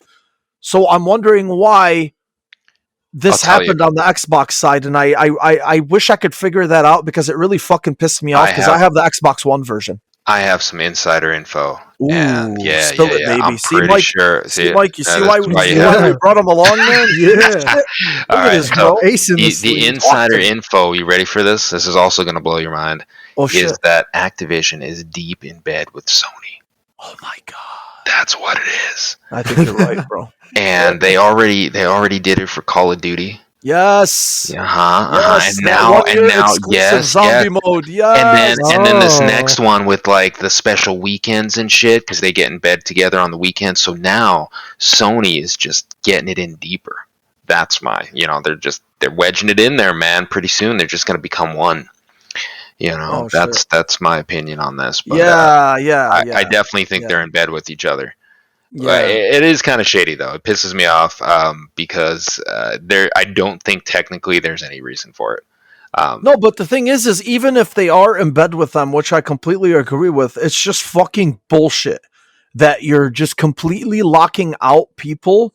Dude, like, you're not even letting me give you more money, right? Okay, to upgrade the version that I bought from you at full retail price. You want me, I just don't understand. I get the marketing, but this is fucking sleazy. Like, we say so much sleazy shit about the practices of Activision and EA, but this is just pure sleazy to lock me out because I bought the physical Xbox One version. Why are you punishing me for that? That's bullshit, dude. It's okay, man. It's all right. Dude, I bought the collector's edition with the fucking deck. And you're not letting me upgrade. Oh my god! I think Mo's gonna need a hug after this. Yeah, man, that's some bullshit. Yeah, but it's fucking garbage anyway. Man, I'm not gonna raise. So are you gonna buy it again? No, I'm not. I swear to God, I'm not. I swear to God, I'm not. Degenerate, whatever the hell it is. Yes, I am, and I'm proud of it. But I'm not gonna fucking do this. I swear denied, to God. Tony Hawk. No, I'm telling you, dude. I swear to God, I was because normally I see this shit and I really don't care. Okay, you guys know me, man. I really don't care. I'm like, you know what? Whatever, bro. Fucking video games. We get it. Activision, blah blah blah. EA, Activision. Yes, I get it. But for some reason, this just rubbed me so wrong. If they said Xbox One and PS4 version are upgradable physically, the physical version, if they're upgradable for $10, I wouldn't care. I'm like, okay, right. Yeah, you clearly put in work and time. Granted, you're Activision, but still, you have developers, you put in money, work, and time to bring this version to the next gen consoles that we have, right? So I'm getting a prettier, shinier, better performing version. Sure, I'll play ball. I'll pay you $10, but you're denying me that. And instead you want to fuck me and you want me to buy the game again at full price so you can go fuck yourself and pound sand. Like I'm telling you, dude, son. Yeah, it really pissed me off, dude, because that's just dirty. That's dirty. It is dirty. I agree. I didn't buy the game, so I'm not nearly as pissed off. But I'm there with you, man. I will climb that hill. Class action lawsuit. Let's go. Let's go. Let's do it, man. Let's do it, bro. Honestly, we'd get at least like $3.72. Yeah, fuck at it. Least. It's better than nothing. But I don't know how we're gonna pay the lawyers, but. Actually, no. The lawyers will probably end up taking everything. Yeah. The 372 is after the lawyer fees. It's not bad. It's a good pull. It's a good pull. $6.28 less than what the fucking upgrade costs. So I'll take it, man. You're giving me 33% of the price of the cost of the upgrade. You fucking assholes. All right. Let me see. Okay. Cyberpunk, to mention it, there was a patch when they released their roadmap in terms of the patches that they're going to release and when it's going to come out and all this shit. So they said patch 1.2 for Cyberpunk was supposed to come out in February. Now, as we know, earlier this month there was a recent cyber attack on the studio's IT infrastructure, right? Yeah, and apparently it really fucked them and it held them back. So they put out an official statement on Twitter 2 days ago. Well, now it's after midnight. So yeah, on the 24th. And they said, the recent cyber attack, because of that, we're not going to be able to release the patch on time when we need some time. Our goal for patch 1.2 goes beyond any of our previous updates. We've been working on numerous overall quality improvements and fixes, and we will still have work to do to make sure that that's what you get. With that in mind, we're now aiming for release in the second half of March. It's not the news we wanted to share or to enjoy sharing, but we wanted to make sure we launch this update properly. And, say what you will, I'm fucking sick of the bashing and all this other bullshit, like, I mean, whatever, it is what it is, I mean, the story's old now. They fucked themselves. They lost a lot of, the horse is dead. Yeah, the horse is fucking dead, but, this just, there's two ways of looking at this. It's like, okay, it fucking sucks. You had a cyber attack, and these fucking files apparently were leaked, and they were apparently sold on the dark web, for some millions of dollars. And apparently it's like the source code for The Witcher 3 and Cyberpunk and Gwent and all this other shit that they have, and and now, we're getting this, and it's just, dude, like, they can't catch a fucking break, like, I mean, especially with this, and now people are like, oh, you said February, fuck you, it's just like, well, I mean, it is what it is, bro, they're letting you know this is what happened. Yeah. Most likely, you're probably not going to play it. You're fucking complaining, but you're probably not going to play it. You probably don't own it if you're complaining. Exactly. I mean, so, yeah, I know I'm just being judgmental, and I don't give a shit, but whatever, man. It's just like, look, at least, there's more transparency here. They're telling you that, hey, this update is going to go beyond any of our previous updates. Quality of life improvements, quality improvements and fixes. So apparently this is supposed to be the big one, right? And if it's going to delay it 2 weeks, then so fucking be it. Honestly, so be it. It just sucks, man. Like, I'm just like, damn, dude, they just can't catch a fucking break. If they would have just released this and it would have been as good as they said it was going to be, imagine it fixes and whatever. And then obviously you're going to get the people that are like, well, too little, too late. Everybody moved on, which is true, but still, they're sticking to it.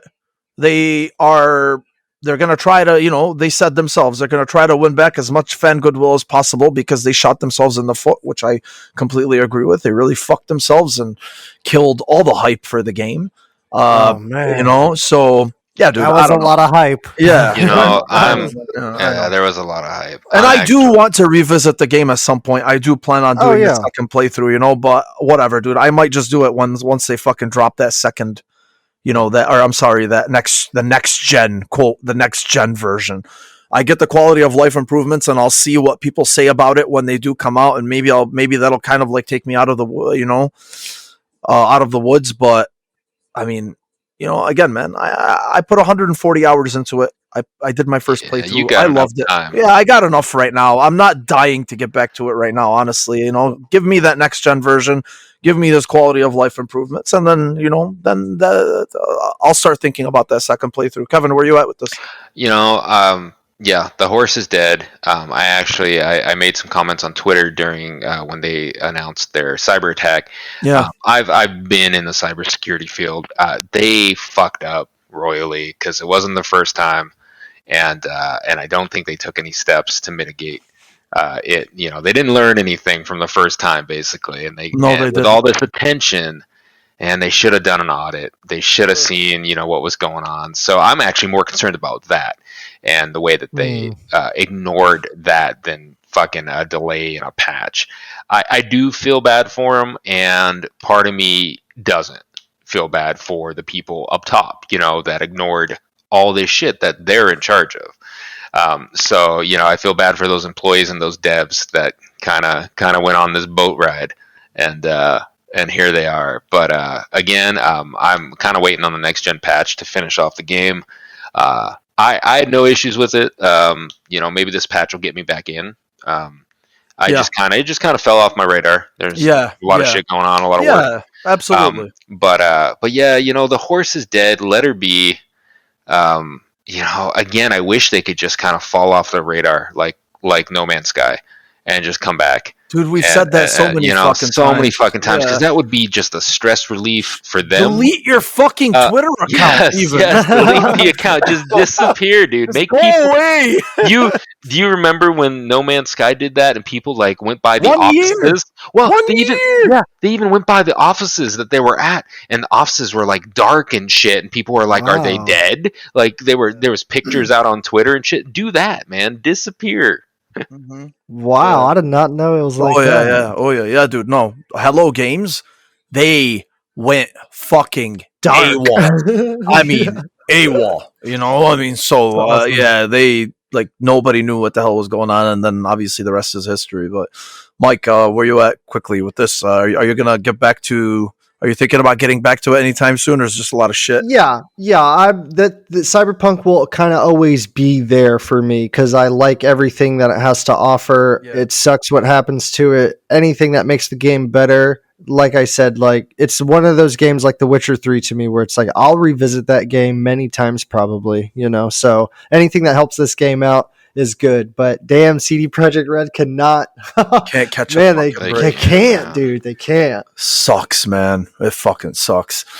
Yeah. So it's really brings us to the first. Okay, so this was me personally, honestly, man. Despite all of the jokes and everything about Anthem, since its release and whatnot, they finally confirmed what everybody has been cautiously waiting for, or not even cautiously. Like it was pretty much written on the wall, but everybody was just waiting for confirmation. I knew we talked about this before. Mike and I have, on the show, and we said, I do think that they're going to cancel the project. Personally, I was hoping that they don't because, like you said, Kevin, I was hoping for a No Man's Sky type of fucking rebirth for the game. Yeah. And unfortunately, it's not going to happen.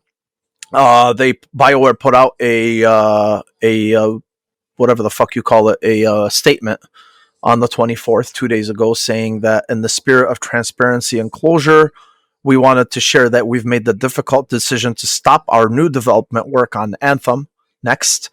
We will, however, continue to keep the Anthem live service running as it exists today. I'm not going to read the rest of it, but they basically, it was Christian Daly. Christian Daly was the one that was put in charge of Anthem next, but then they moved him to be the lead on the development of Dragon Age. So as soon as Christian Daly was moved, I swear to God, at that time, I'm like, this game is fucked. Yeah, All right, I remember that because Christian Daly put out the first update for Anthem Next. He's like, "Look, we're doing this.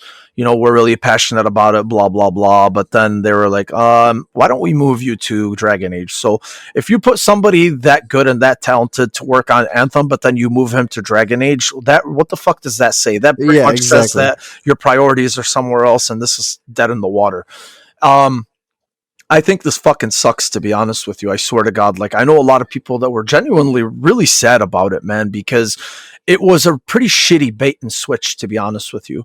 I think the game had a lot of good things to offer. It had a solid base. Unfortunately, it was very empty. I don't want to retread everything, loot system and longevity and end game and whatever. We weren't given what was promised. Nothing we were given what was promised. But the mechanics were great. The combat was fucking fun. The flying was fantastic. It did Iron Man better than Iron Man. Yeah. You know what I mean? So it's just so fucking sad to see all that wasted potential just completely gone. Soundtrack is fucking incredible. The game itself visually was stunning.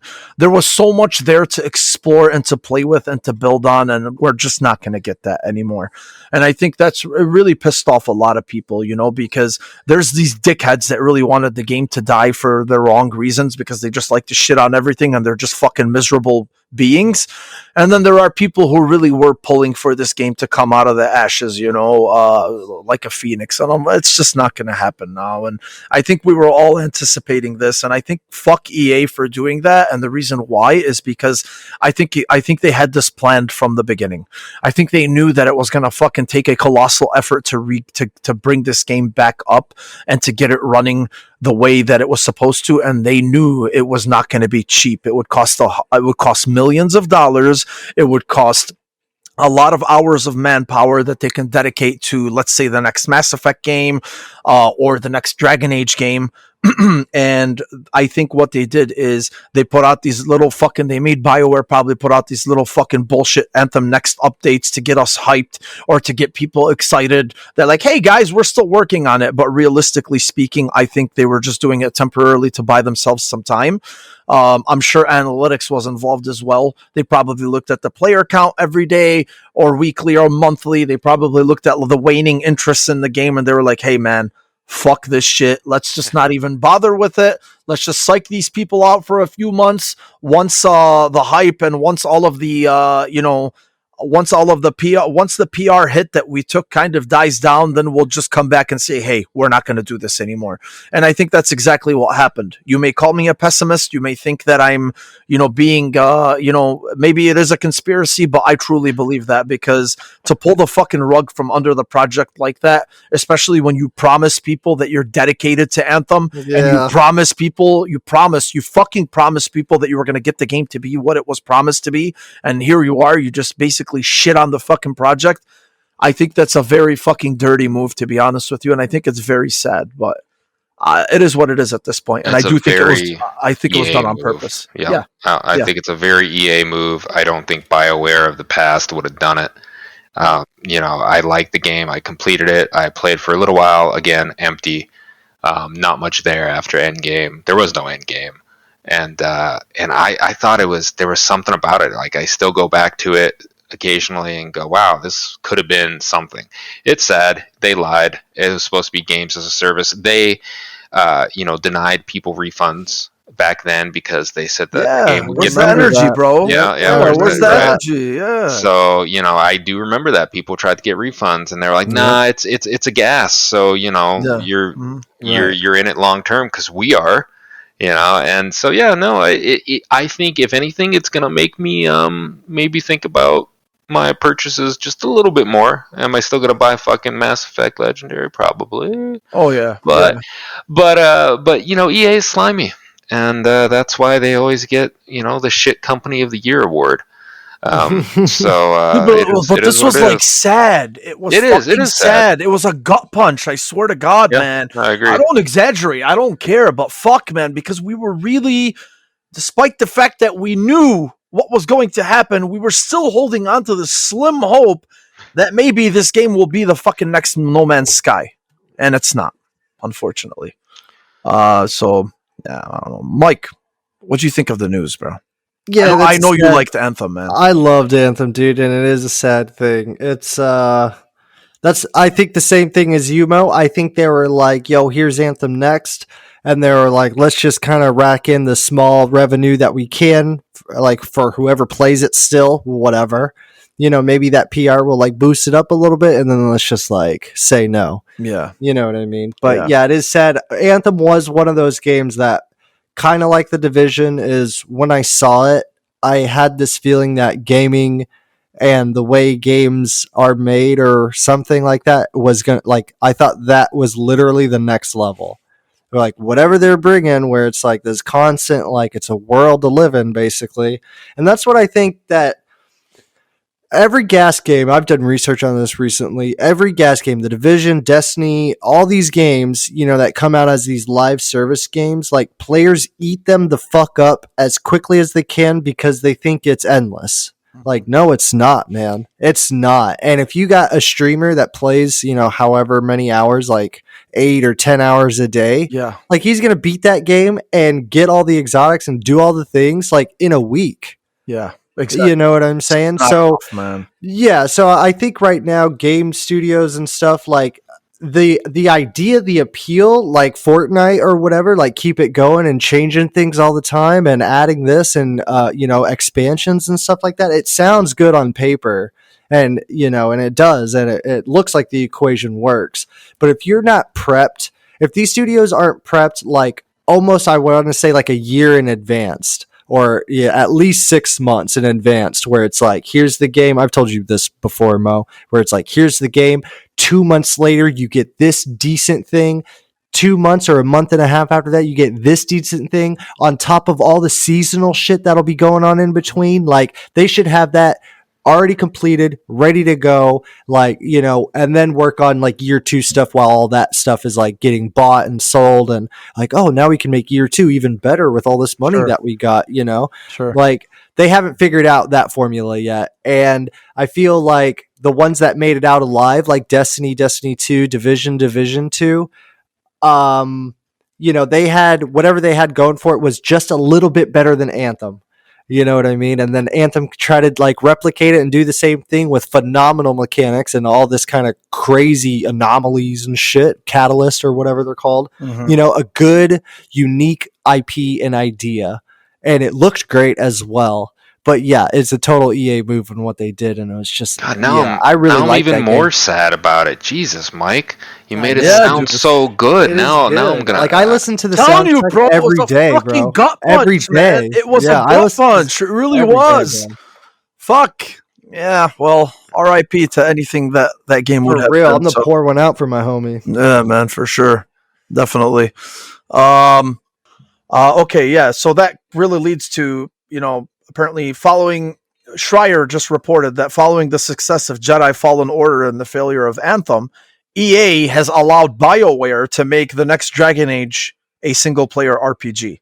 This had a lot of people happy because it's Dragon Age. It's it's very loved. It's a very loved franchise. It's a BioWare franchise, and previously it was planned as a service game because EA.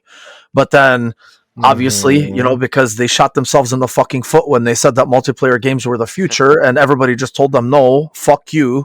They're not. People still love single player games, and they saw the success of Jedi Fallen Order.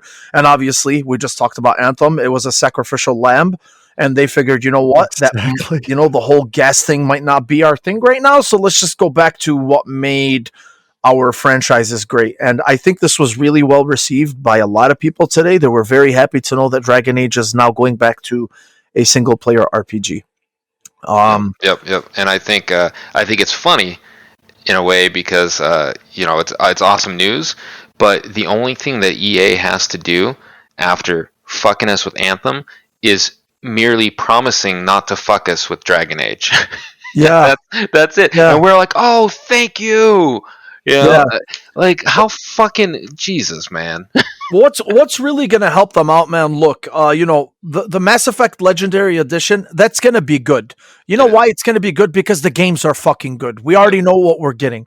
We're getting a prettier, shinier, a better UI, but just a more refined version of what we played of the past 3 games. Or of the first 3 games. So at least we know. And that itself is just going to be to just establish that goodwill with the fans, until the next Mass Effect and until the next Dragon Age. So anyway, I still say fuck them, but, for what they did, but, I'm still really salty about Anthem, but, this is a good step in the right direction. That's good. Free Dragon Age from those shackles, make it what it's supposed to be. Yeah, exactly. So yeah. Okay. Quickly to touch on it, Sony is shutting down the Japan studio. Which really a lot of people weren't really too happy about, man, because Japan studio had a lot of talent. They made a lot of games that,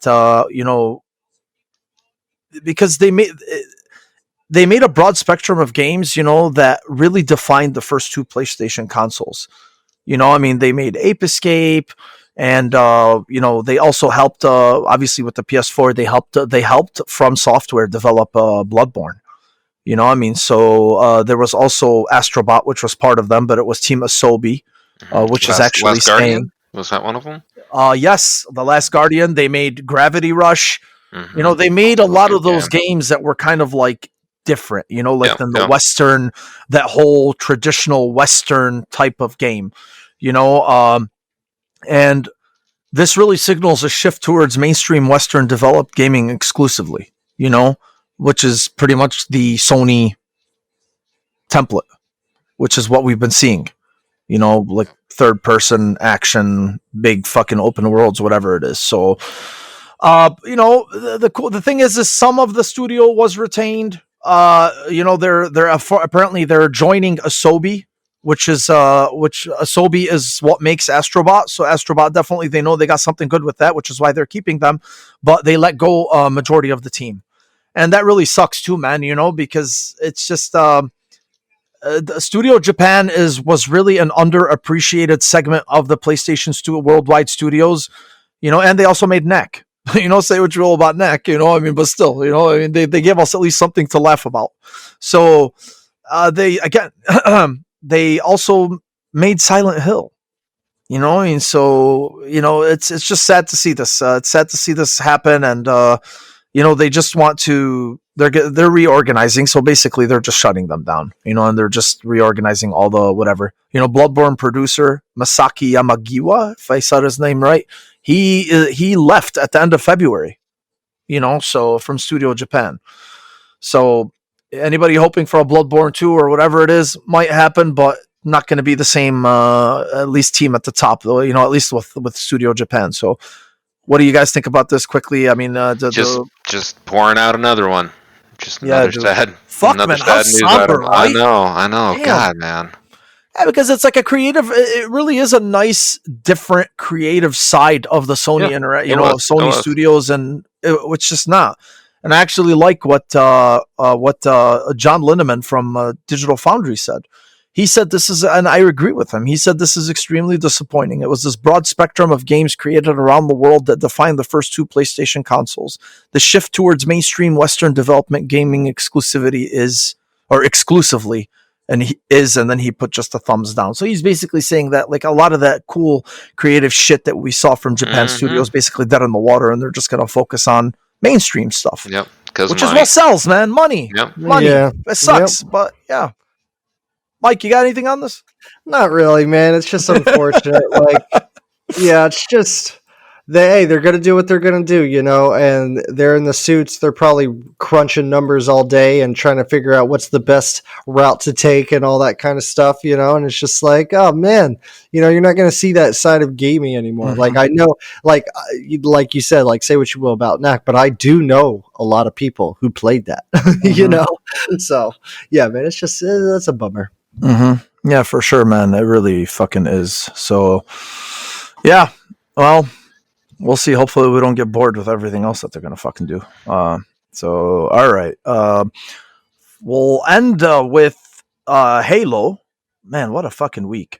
So Halo Infinite, this was another Inside Infinite update, the monthly updates that they've been doing. And they basically, 343 gave an in-depth look at the locations that await us players in Halo Infinite. And one of them being a new location called Zeta Halo. Okay, and then they also released some screenshots of the game. Granted, they're the PC version, but they're fucking stunning.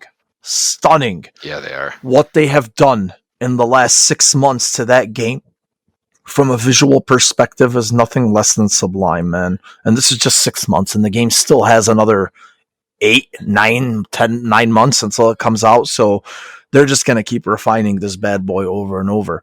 And, it was nice to see, man. It basically, they mainly talk about, their focus on making Halo Infinite's beautiful world, ensuring that it feels familiar to Halo fans and that it's not overly detailed. They talked about the primary inspiration for the game is the look and feel of the Pacific Northwest, mixed with science fiction elements, obviously. And then they also talked about it's like semi-open world, like God of War. That's the way I see it. And, they're going to give you different things to do, rescue this Marine team or rescue whatever, or just do some shit, explore, right? You can explore, but it's not like a fucking big ass open world like Skyrim, or Assassin's Creed. It's big enough for you to explore, but not big enough for you to feel like, yo, what the fuck did they do with Halo? Right, right. So, I'm excited, man. Honestly, I think a lot of it, especially like the screenshots really did them a huge favor, because a lot of positivity was surrounding this update today. I'm glad for 343. They've been getting kicked in the nuts, recently, between the delay and then Halo 5's subpar campaign. And so it's good to see some positivity behind them, for Halo Infinite. And man, just so fucking exciting. That they're really pouring their hearts out into this. And I think the best thing that ever happened to them was that fucking Xbox Games Showcase. Right, exactly. Without a doubt. Yeah, because that's good. That's good. This is what we want, though. That's exactly what we want, So, yeah, dude, I obviously can't wait. Everybody knows Halo Slappy. Yes, hello. Yeah, you are. So can't wait for that. Kevin? This is the first news from their long-winded blogs that I cannot read through that has excited me, and I was pretty bummed at that reveal, the showcase. And, sure, yeah. And this looks good, and I read some of the articles, and it looks like they're really pouring their heart and soul into this, and it's the first thing to make me excited for the next Halo, because I really do not want it to look like shit. No. And this looks good, and Stunning, it is a delicate balance, because I read one of the little excerpts was like, they're trying to make it detailed but not too detailed, right? Because Halo is kind of an empty world, and they don't want to lose that. Yes. But they, so I get it. I get that it's a difficult balance. They're trying to not alienate Halo fans, but they're also trying to bring Halo into the next generation, which needs to be done. Absolutely. Because it is their baby. So yeah, I'm glad they're taking it seriously, and I've played all the Halos and I've enjoyed them. So fucking beautiful, man. So beautiful. I'm psyched for this one. These screenshots are just fucking gorgeous. They are. Nice. If you haven't gotten a chance, they are 4K screenshots. Yep. They're so nice. And on top of that, too, Joseph Staten, who's the lead developer, what do you call it, creative director now, he said a strong narrative remains at the heart of the Master Chief's adventure, and your journey between story missions is entirely up to you. Nice. So they're keeping it open-ended in terms of how you can approach the campaign, and I fucking love that. That's pretty cool. That's a nice little twist that they're doing. Mike, man, I know you're playing Reach. What a good does game. This excite you, bro?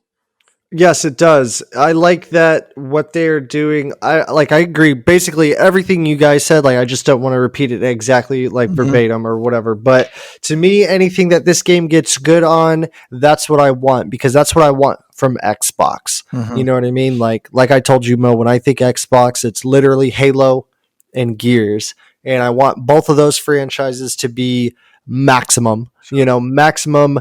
I want to get into the fandom, and yeah, I'm playing Reach right now, and it's funny playing Reach, because when you mentioned the open world and how Infinite is going to do their thing, it gets me thinking, and I can't really put my finger on it, because I feel like it is going to be different but still similar, and it has to still rotate in. Sure. Is this going to be a live service thing, or it's just going to be not the campaign. But they did say, look, they have expansions or something. Yeah, right? they will have expansions. They have a 10-year plan for Halo. Okay, yeah. See, I'm getting a lot of Destiny vibes, but I'm also aware that Destiny came from Halo, which is actually a lovely little full circle piece. You know what I mean? So, because I was playing Reach and I was looking at the way the level structure was, and I was okay, it's just one map or one way to go. But then whenever you get there, it's a loading screen into the next area or what have you, which in a sense, it is an open world, because then you could go back or whatever. But as the story progresses, you know what I mean? So I wonder if it's going to be in that Destiny way, where it's at first you see a door and you go on with the level, but then later on it's oh, that door opens into another area that is just you get your little load scene, and then it goes, and then you kind of pop back out of it, and then you're back in the same spot, and then you just go exploring from there. That has me interested. That's what has me interested, because I love that kind of semi-open world. I love open world. I love semi-open world. You know what I mean? So yeah, I really like that. Yeah, it's good shit. So I'm looking forward to this. Yes, for sure. They got people really excited, and these monthly updates are awesome. So they'll keep coming and keep feeding us, and can't wait to fucking see more, man. Oh yeah. I can see it being literally the next big thing. Halo's back, baby. Yeah, exactly. Exactly. Yeah, fucking Macho Man. It sounded like he was taking a shit every time he talked. Yeah. Fucking guy. Yeah, man. Well, that's pretty much everything that we have for this week. It's been great conversation. Hell yeah. Kevin, dude, congratulations on popping your first fucking cherry as a member so of TVZ. Excited. It felt really good. Hopefully many cherries popped in the future. I hope so, man. I almost need a cigarette. Oh yeah. Next time you'll pop your second fucking cherry for the second episode, second official episode. Hell yeah! As a member, dude. Yeah, man, this was great fucking convo, boys. Anyway, man, yeah. If you guys got any, final thoughts, I might fucking play Outriders tonight, or I might just go back to Hitman. I don't fucking know what I'm gonna do. Sure, I might play Halo tonight. My man. Reach is amazing. Reach is amazing. Yes, you gotta play. You gotta finish that campaign. That was okay, amazing. cool. Yeah, amazing ending too. For sure. Okay, man. nice. Oh shit. Yeah, you should, okay. Mike. Yeah, just please finish All that right. fucking game. Yeah, All right, you have to finish that. Yeah. That's why I told you to start with Reach. Yeah, I didn't know, Mo. I didn't Yeah. know that was the very first one. I had to go back, like, what's the order again? And I was like, Mo's fucking smart. I was like, that boy's got my back. He started me off. No bullshit. He just said the first one. Yeah. I just told you. But yeah, I understand. Yeah, just watch the recap for the first 3 games, including ODST. You know, because I know you're not going to go through them, and they have like some dated stuff. But I got you. Yeah, dude. Master Chief is a badass. I can't wait until you fucking finish Reach, man. Anyway, yeah, guys. 37 is in the books. Thank you guys for listening. Thank you for your feedback and for your constant support. We appreciate you as always every week. And welcome Kevin whenever you guys talk to him and his beautiful fucking face on Twitter, Oh yeah. Oh yeah, baby. We got a lot of cool stuff planned. We're very excited, about some of the changes we're making, and we hope you guys stay with us and appreciate you as always. And for TBC, I'm Mo and Kevin and my man Mike, and we will see you guys next week, baby. Later. Later. Bye. Bye. Bye.